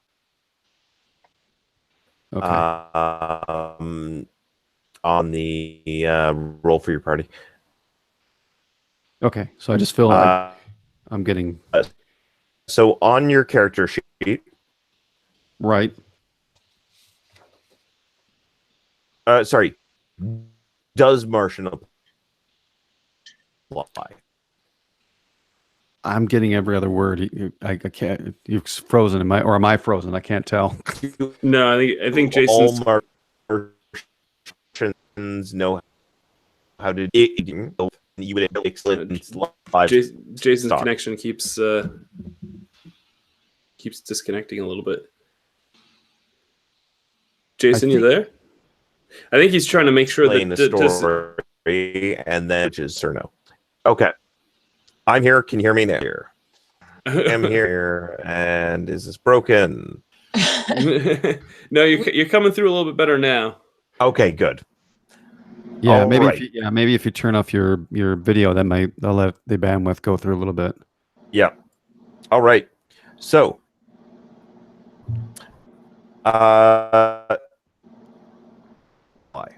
we can say no. Does Titan Division apply? Heck yeah. Yep. So we get a die for that, right? War Story. Math apply. Advanced technology. Yep, sounds good. Does Rendered Aid apply? Probably not. No, I don't see that. And we look at profession category in option 2. Yeah, I think Jason he just dropped out. He just dropped Yeah, out. he's coming back in. Yeah. I hate my internet connection. It's all right. It's all right. It happens. All right. Builder. Does Builder apply? Probably not. Nope. Unless you're trying to weld the sheep. I might, depending on what I'm holding in my hand. And then war salvage, electronics part. I don't think those apply either. Probably not. All right. Fantastic. So you're rolling, I believe that is 3 dice. That's right. And I am rolling, I think 3 dice as well. Oops, what did I just roll? Is that a D8? Yep. Yeah. No. Okay, I'm cheating here. What? Oh, I see what I did. I rolled them wrong. Here, can I just resubmit that? Yeah. I'll clear this and then we can re-roll all of these. Sorry about that. There, I did that better this time. Nice. Dice is hard. Sorry.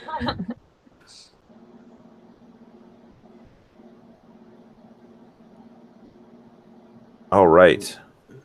Oh. Wow. That was close. Yeah, it was very close. Yep. Die, sheep, die. Yep. So yeah, you get to describe the outcome. All right, so it's jumping at me. Yep. Am I holding a weapon, or can I Oh hold yeah, a weapon? totally. Oh, so as it jumps up me and I see the maw come directly at me, I just stick the barrel of my gun in there and just unload and just blast it into eternity. Guts and gore everywhere. How's that for dark? Is that dark enough? No. No. My good. net blinked out, so I'm going to assume it was perfect. Okay. I'll let the group decide that. So a messy situation with a sheep. Yes. Fantastic. All right. So mark your 1 point of strength, and I assume that you're moving on. Yeah, I'm like I call up. I'm okay. You just let you know. I'm all right, fine. So are any of you following the Martian? Yeah. I'm gonna follow him. Yes. Yeah. We assume if they're shooting, you're fine. I'm fine. Yeah, we hear gun reports. We're fine. Yeah. Oh yeah. So I continue down. This time I definitely have my I kind of had my weapon a little bit just at the ready. Now I definitely have it up, and I'm actively aiming and looking around, making sure that I'm covering everything. All right. Along sort of the slanted walls of the fallen ship, you find your way to what used to be.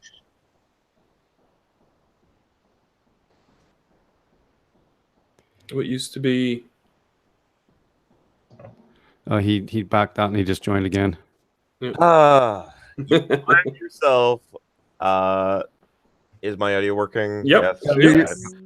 Oh, I hate my internet so much. You find yourself at what used to be a mess hall. Okay. And in the center of this mess hall, you see a group of 5 singers, individuals infected by the song. And they are currently chanting around a cow as well. And as you arrive, something starts hatching out of the cow. Oh, it's vile. Alien style. It's not supposed to happen. So what do you want to do? Oh, I open fire. No Okay. question. On question. what? On the cow thing. Okay, that's fair. anything comes on and goes "Arr!" like it's dead right now. Yeah, that's fair. All right. So this is a conflict. Now, I am now significantly increasing the difficulty because, well, guess what? You have 5 creepy cultists and a cow spawn. So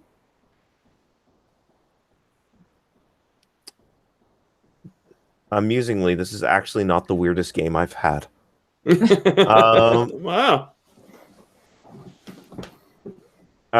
Yeah, so I think at this point I'm running on 6 dice. Oh, ouch. So yourself? Are we still only at 3? You might be, unless you're trying to be creative. You might want to be creative. Let's see.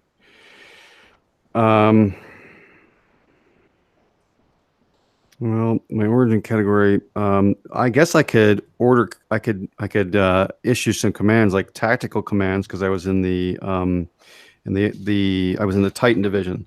So I'm going to, do a series of gestures, like look, over here to my companions, and I'm going to try to.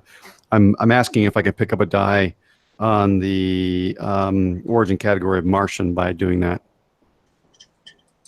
Okay, that sounds good. All right. And we're using the ranged weapon again, so that's another die. So that's 2. I Do you want to detected- use any salvage? There's a lot of salvage here. Environmental. Environmental, like, I do a quick look around me. What's around me that we could use to attack with? There's cooling vents. Yeah, grab that cooling vent thing. Yeah. Turn it. You just pull it off and just like shoot cold air on them. Yep. And can I get a die for detecting the song, even though it Yep. was kind of Yep. all right? So that's 4 die, and then well, I can't really justify the war story option of rendered aid because we're not resettling anybody. We're not managing supply logistics. Well, I guess I kind of led the investigation down here. You want to give that to me? I will give you the war salvage for salvager. So that's going to push you up to a total of 5 dice. All right, that sounds good. Nice. All right, anybody want to give me a point of strain to up my die? So roll and then. Okay. All right, so what's that? 9. That's All right. 15, 14, 15, 16, 17. And then okay, yeah, all right. 17, is that right? Am I adding that right? I believe you're doing the pips. Yep, so that's 8. Yep. It's 17, right? Right. Yep. Yep. Okay. And I have a total of 18. Oh. Give me a strain, somebody. We got to kill yeah. these things. Yeah. Or do you want a cash? Yeah. Absolutely. Akesh. Yeah. So how are you helping? So Akesh has experience with close quarters fighting, so he's gonna redirect a little bit and maybe get in and help neutralize a cultist or something, or a singer. Yeah, singer. All right. Fantastic. So why don't you take that point of strain, and Crisis can re-roll as many dice as you'd like. I recommend the 2s. Yeah. So what do I do? Just highlight that and get it, or is that just do it for me? Just roll 2 dice. All right. So yeah, there's a re-roll selected, so you can select Oh. 2 dice and then re-roll. Well, there you go. I think I just Okay. did, didn't I? Yep. Yep. Yeah, I Yep. think you did. You got 19 now. You got 19. All right. Just screaming at the top of my lungs, die! Brrr, say hello to my little friend. Yeah, so there is frozen coolant spraying everywhere, and the alien cow thing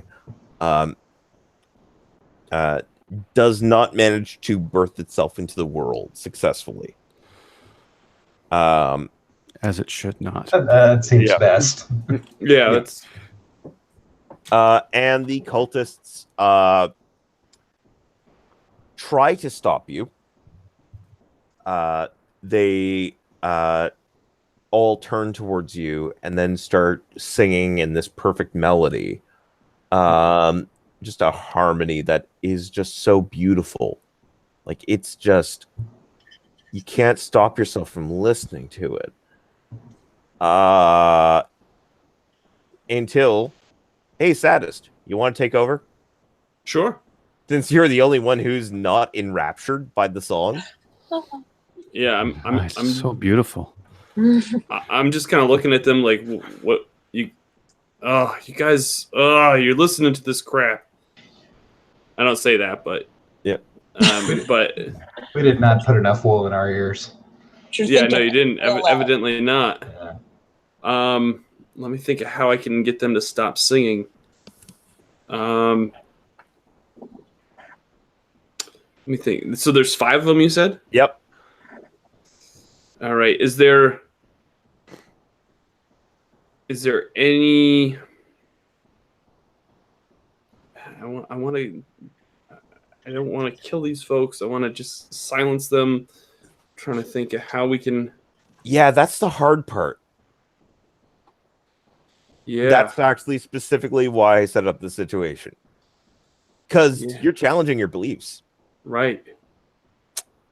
Also, you do recognize that you're probably around 8 feet tall. Oh, I'm 8 feet tall, huh? Yeah. This is a tall drink of I- horse.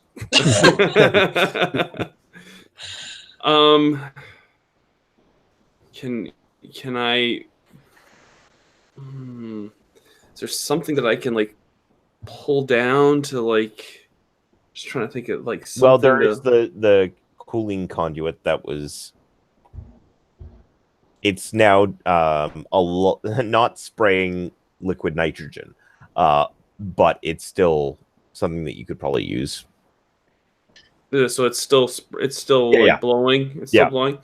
Okay, so yeah, I think that's what I'm gonna do. Is I'm gonna take that and I'm just gonna blow, kind of like is it like a power blower Yeah, kind of thing, and it would like knock them over and stuff. Yeah. Okay, so yeah, that's what I'm gonna do. I'm gonna take it and I'm just gonna start blowing them over, just trying to push them back and get them to stop singing. All right, so let's have one more conflict and then we'll be good. All right. So now, fortunately, the threat level went down, so it's only 4 dice for me. So let's go through yours. Are we dealing with humans? Are they human? Is that how? Yep, they are Okay. humans. So that's 1, 2. Am I protecting the vulnerable? Yep. So that's 3. I'm trying to. I'm avoiding injury or protecting the vulnerable again. So that's 4. There's nothing really. I get a communication devices, searching vast data sets, listening to someone's pain. Yeah. No. No, that doesn't really apply. Helping followers. Is that kind of? Although I'm not really the leader in this situation, but I am 8 feet tall, so they should be following me to begin with. I will give that to you. Okay. Let's go for it. So that's 5, and then proposing compromises. No, I don't think anything with diplomat kind of falls in. So that gives me 5. Let me share the screen so we can show the dice rolls. All right, so I've got 5d6, and I'm going to roll. Oh, that is not a good one. Mm-hmm. So all right.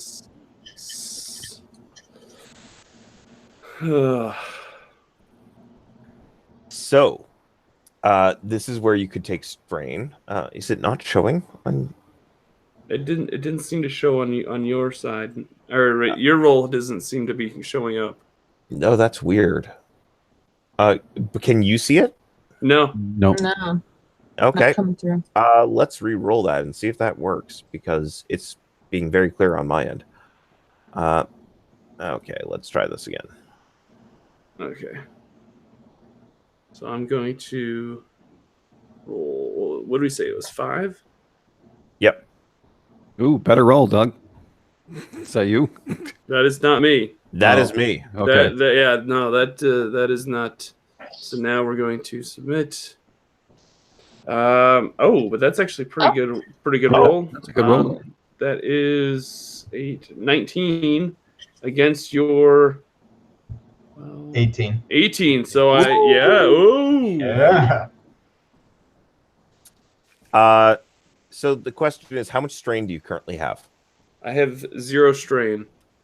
Wow, it's good that you healed that up. Otherwise, those 2s would be negated. Yeah. All right. Fantastic. So why don't you narrate the outcome and then mark another point of strain? All right. So I'm going to take the coolant vent and I'm just going to blow them. I'm just going to keep. It's kind of like a leaf blower. Yep. And I'm just going to keep blowing them. I knock them all over, and then they try to struggle to get up, and I'm just going to keep blowing them so they keep rolling. And I'm just gonna blow them into like a corner of the room so that they're all like, so we can bag them up and get them off my lawn, and then and then I will look over at Crisis and tell him that, look, you don't always have to resort to gunfire to solve a situation. Fair enough. Fair enough. You've got a nice coolant leaf blower. Yeah. Yep. 8 foot horseman blowing people around the room. Creepy singing cultists out of the way. The horsemen of the sheepocalypse. That's what you are. The horsemen of the sheepocalypse. I love it. Now, do we inspect the cow or anything? Yep. Yeah. So this thing was the other things were looking like genetic mutations. This thing looks like a full-blown monster. Like there's a lot of spider in this thing. No, great. Nice.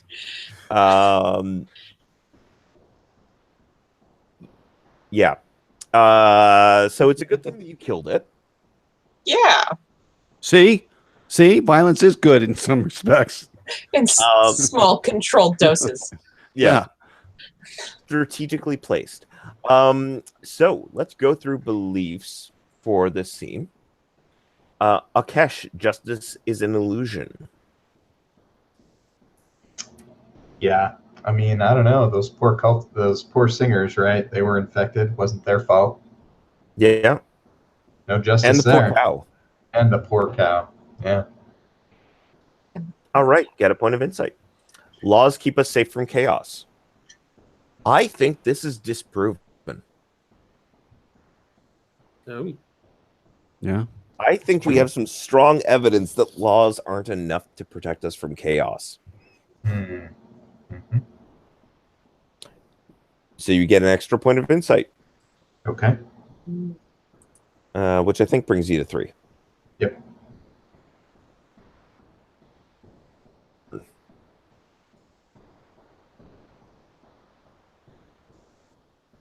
Oh, did we lose him again? Yeah, I'm still here. Oh, okay. Yeah, so Earth needed to burn for Crisis. I don't think so. I don't think so. I don't see that. But I definitely see destruction is easier than creation. Yep. Yep. So you get that. All right. And that gives me 3. Brilliant. Tora, no one is disposable. Yeah, that's looking mighty questionable right now. Yeah. Yeah. Government is violence. I mean, I don't really see that. We were more just a rebelly mob than government. Right, yeah. Particular instance, Yeah. so I wouldn't really apply that one. But Okay, yeah, that's fair. Peace is worth any price. I don't know if that kind of. It came up. It definitely came up. Oh yeah, I guess yeah. Now, was this supported or refuted? I think it was. Because it looked like heavy weapons were very useful in this situation. Yeah. Like, I guess you could say it was refuted. Yeah. Yeah. I'm trying to stick with my beliefs though, but yeah, I guess you could kind of say it's. effectively, is this a situation that Sadist would have to think about pretty hard afterwards? Sure. I guess. Yep. Yeah, I guess that's probably true.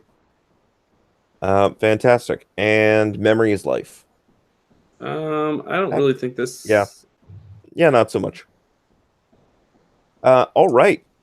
So, I believe there's 2 folks who've hit moment of discovery, if my math is correct. That is correct. Fantastic. So each of you can do 1 moment of discovery, and then we'll wrap things up.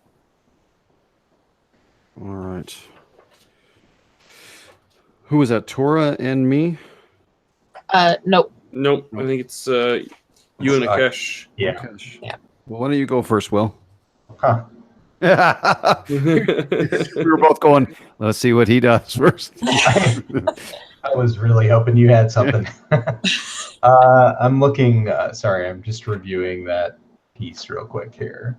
And Jason, if you want, maybe just give us a quick reminder. So you ask another player a question about their character.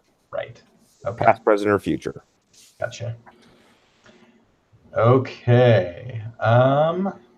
Well, let's see.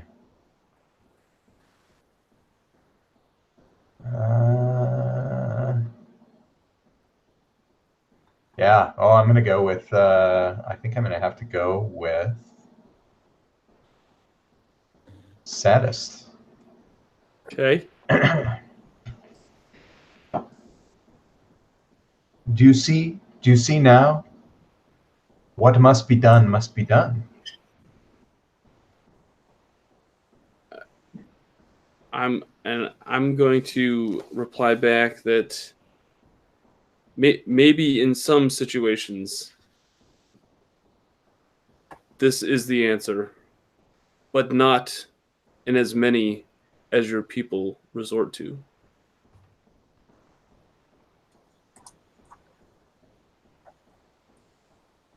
Yeah, I think that he's going to start thinking that maybe there is some instances that we do have to resort to taking extreme measures like that.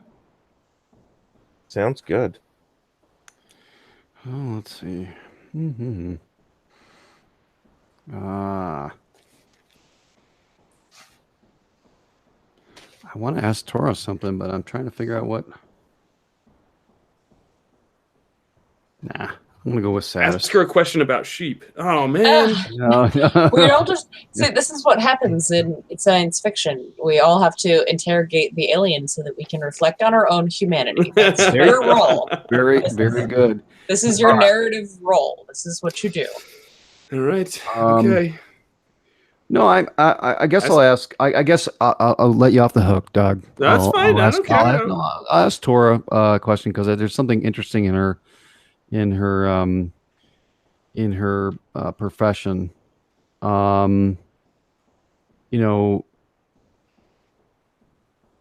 She it looks like she's a veteran of the war, and she knows the importance of keeping peace. But so how do we?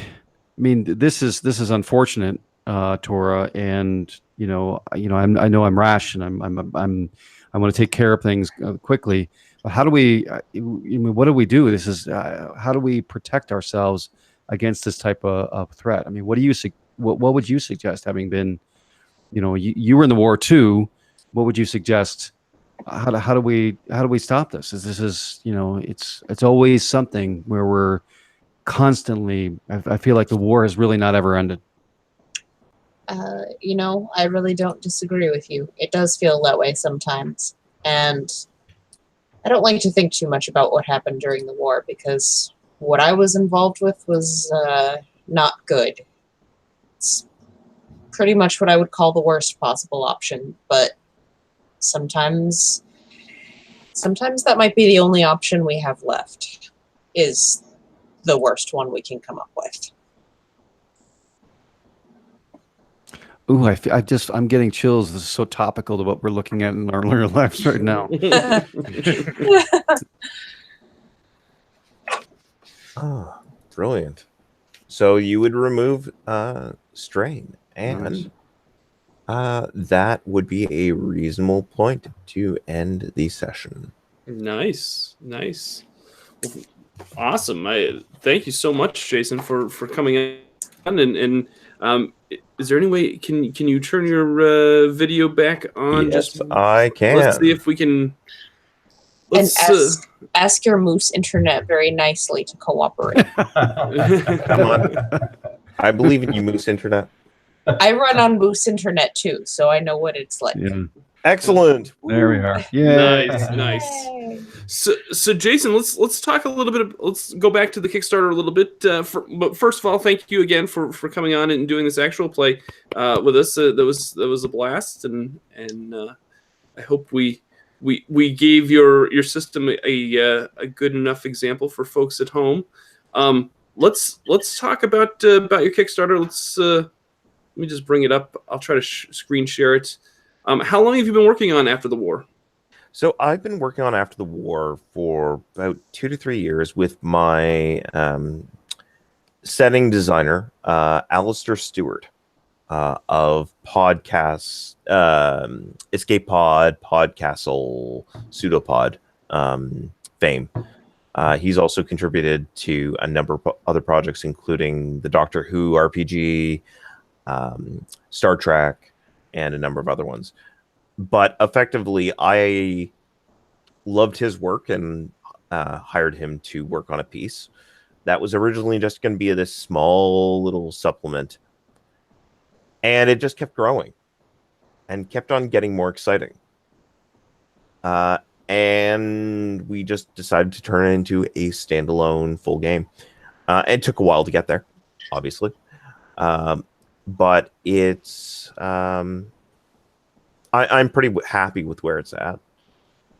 And there's also a map of Warframe Yard just below that. Oh, let's take a look. There we go. Just right there. Yeah. So the book is, you said it's about 240 pages? Is that Yep, should be. We haven't done layout yet. So there's going to be some variance, but a book of a similar length, similar word count, came to around that number for Sig Manual Primes, my previous Kickstarter. Nice. So. Very cool. Excellent. Now you've got some great folks that I've featured on the show before working on this project with you as well. I know Jay Isles and Liz. I'm always horrible with her last name. It's Chiaprakul? Yeah, I believe so. I think that's about it. Whenever she's on, I always feel bad. As you can tell, I'm not very good with pronunciations on names, but I know they've been on. Who else do you have working on this project with you? Or are they stretch goals or are they? No. They are working. So one of the things that I wanted to do for this was to avoid the we'll tack on someone else's work as a stretch goal. Okay. For the most part. And instead, I hired a bunch of brilliant folks to do things like writing the text up front. We've got editing. We've got our amazing artist, Claudia Cangini, who's done all of these little portraits. And then I hired a team of amazing people to write effectively characters who are example characters from the setting, to sort of show what the setting's like from the lens of many lives. So effectively everyone here has contributed to it. We've got Alex Roberts, creator of Starcrossed. We have Catherine Inskip, who is a professor and fiction writer. We have Liz Chiaprakul. We've got who's done a bunch, including Witch and other things. I've got Erica Chappell, who did Flying Circus. We've got Francis Rowett, who wrote fiction. We have Fraser Ronald, who did Nefertiti Overdrive and Centurion. He wrote the example play. We have Jacqueline Brick, who's done many things, including writing for Cult and some of the White Wolf. She wrote the safety section on Vampire 5th Edition. Oh, nice. Okay. We have Jay Isles, who is magnificent. Kate Bullock, from Breakout Con and creator of Crossroads Carnival. Kalita, who is another host of Escape Pod, and she is a brilliant fiction writer in her own right. Kira Magran, who everyone should know because something is wrong here.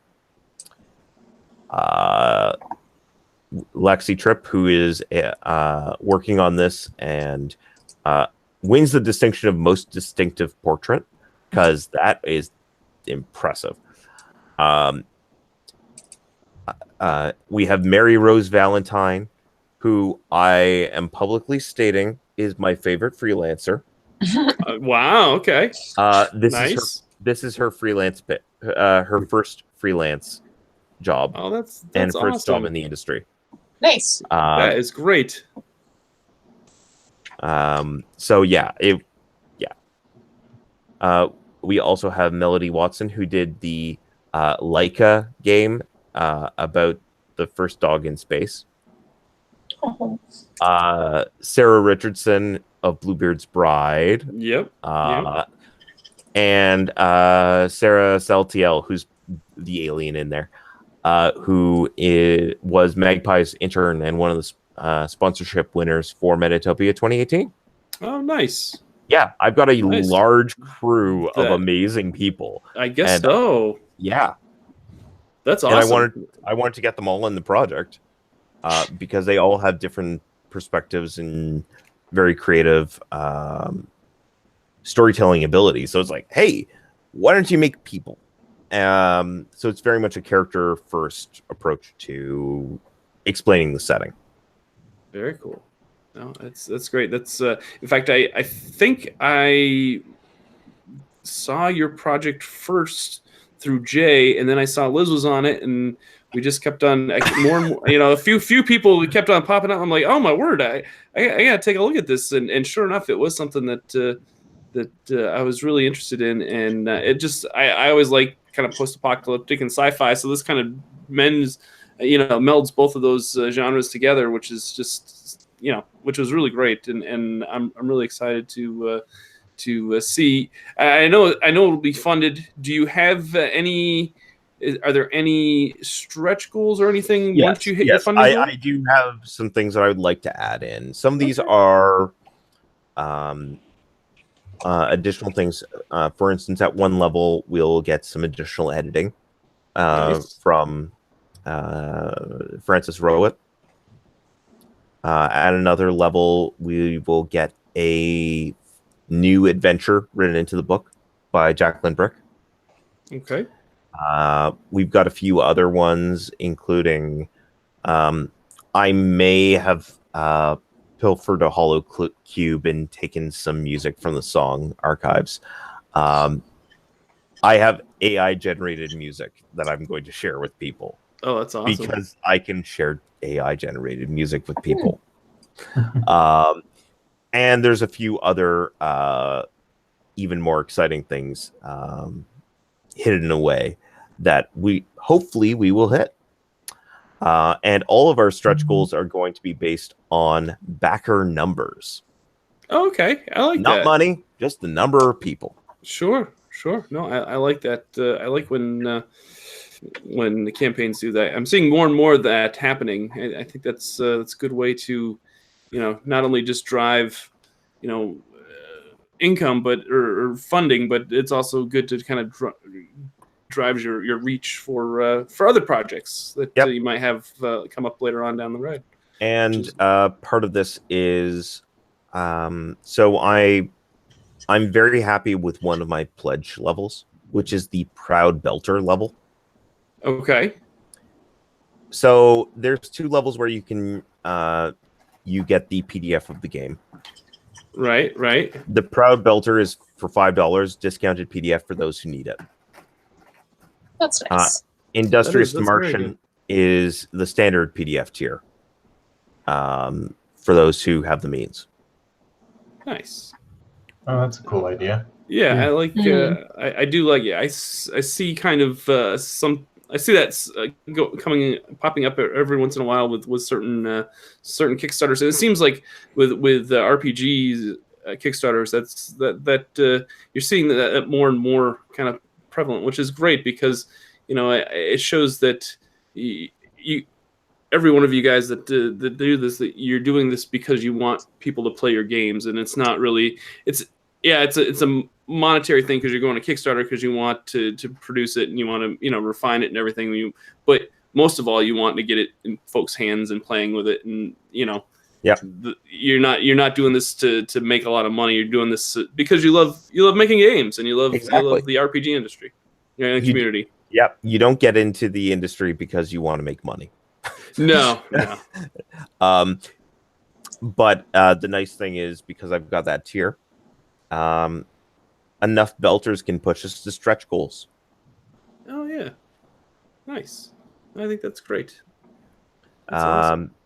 And we also have a Prosperous Terran level, which lets you actually get a physical book, a hardcover book. Nice. And then some higher level ones. So the higher we'll just mention that if you want a hardcover print book of the game plus PDF, it's only $30 US. Which is really actually a great buy, to be honest with you. I mean, that's for a 240-page book. That's a solid value right there. That's a very good deal. There is shipping on top of that, unfortunately. Because what, you can't ship for free? Unfortunately, I really wish I could. Trust me. Yeah. So the Black Sky Industries executive tier is it's probably $100 US roughly. I'm not sure. I don't see the auto conversions because I'm in Canada, so I get the Canadian dollar values. Oh yeah. So it's $125 Canadian. It's 94 US here. So nice. So that one will get you a custom portrait in the book. Oh, nice. In the same form as the ones for the contributors. Very cool. No, I always like those pledges too, because kind of lets, and that's another thing that I love about Kickstarter is it's really community driven. You're building a community around your project, and you have those folks that really kind of get attached to a project and they want to be part of it. And I think that's awesome when creators give those folks that are really, really passionate about projects the opportunity to be, somehow in the game itself. Yeah. So that's generally the campaign, and it's going fairly well. And doing really well. Really appreciate the opportunity to run the game for you, folks.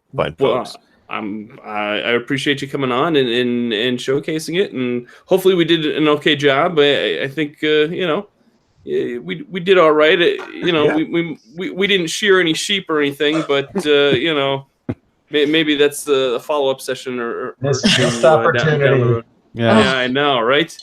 This is the first time I've seen sheep salvaging in games. So that's what happens when you involve me.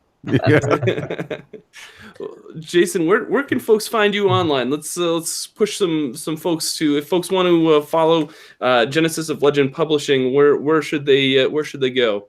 Well, you can find us at genesisoflegend.com. We're also on Twitter frequently at Genesis of Legend, and you can find our Kickstarter campaign at kickstarter.games. Nice, excellent.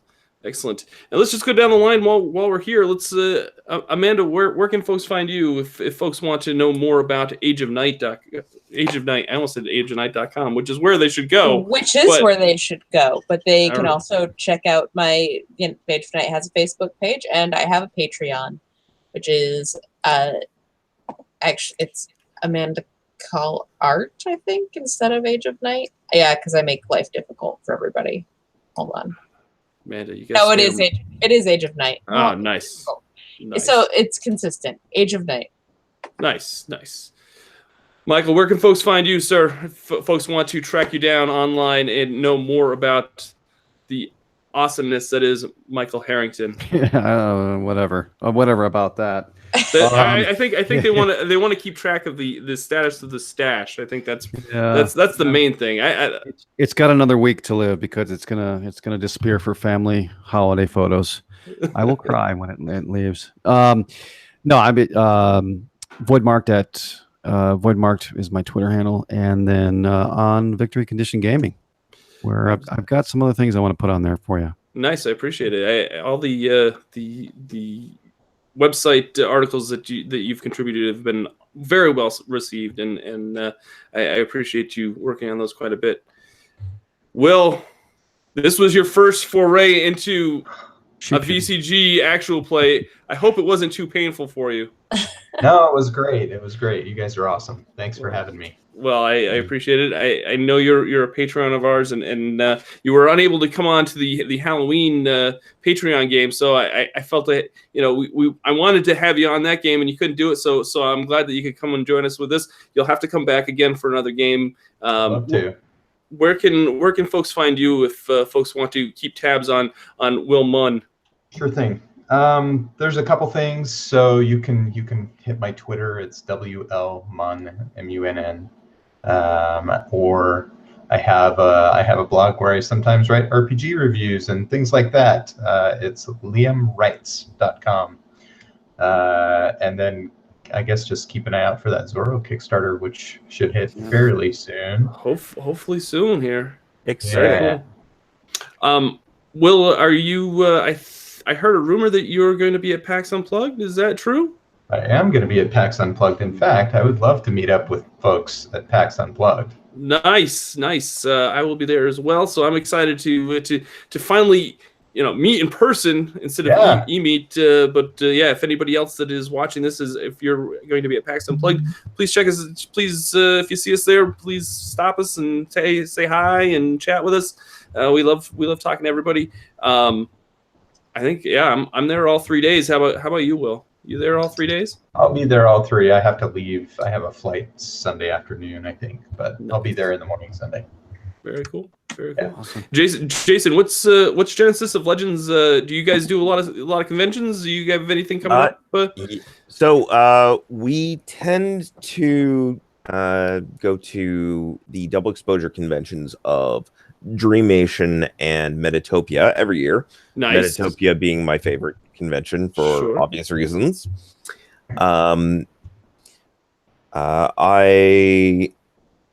We're questioning whether it's Origins or Gen Con this year. Sure. Because they are both exciting and expensive conventions. Yep. Yes. Yes. I know Amanda is a faithful Origins attendee or volunteer, and she raves about and Denny's. Oh my God! No more Denny's. But she raves that I have never been to Origins or Gen Con, to be honest with you, but she raves that Origins is great for the RPG community. Yep. It is. It's a little less overwhelming than Gen Con. Gen Con, I felt, was a little too much. Yes. Nice. Yeah. Oh, and one little side note. Sure. I also run a podcast. Nice. Let's plug it on the side. The RPG Design Panelcast. Excellent. Which collects panels and seminars from places like Metatopia, all about game design and publishing. So if for all the folks who are designing and looking at publishing games, it's a treasure trove of amazing stuff. We just passed 180 episodes. So wow, very cool. Is it a free? You use like a weekly thing, a monthly thing? It is a weekly thing. A weekly thing. Awesome. Very cool. So yep. It's you can just find it. Just search for Panelcast, and you'll be able to find it pretty easily. Very cool. I'm doing that as we speak. Do the thing. Well, I guess that's going to do it for us for tonight. I want to thank everybody that tuned in and watched. I know there's some chat I know there's comments in the chat. I didn't get a chance to read them. I will read them after the fact. Thank you to everybody that was in there and was chatting. Thank you to the players that joined me tonight. Thank you to Jason for coming on and playing After the War. Go back it on Kickstarter. I put the link in the description. Thanks so much for watching. This has been Victory Condition Gaming, because winning shouldn't be the only victory condition when you get to the table. We'll see you next time. Thank you. Bye now.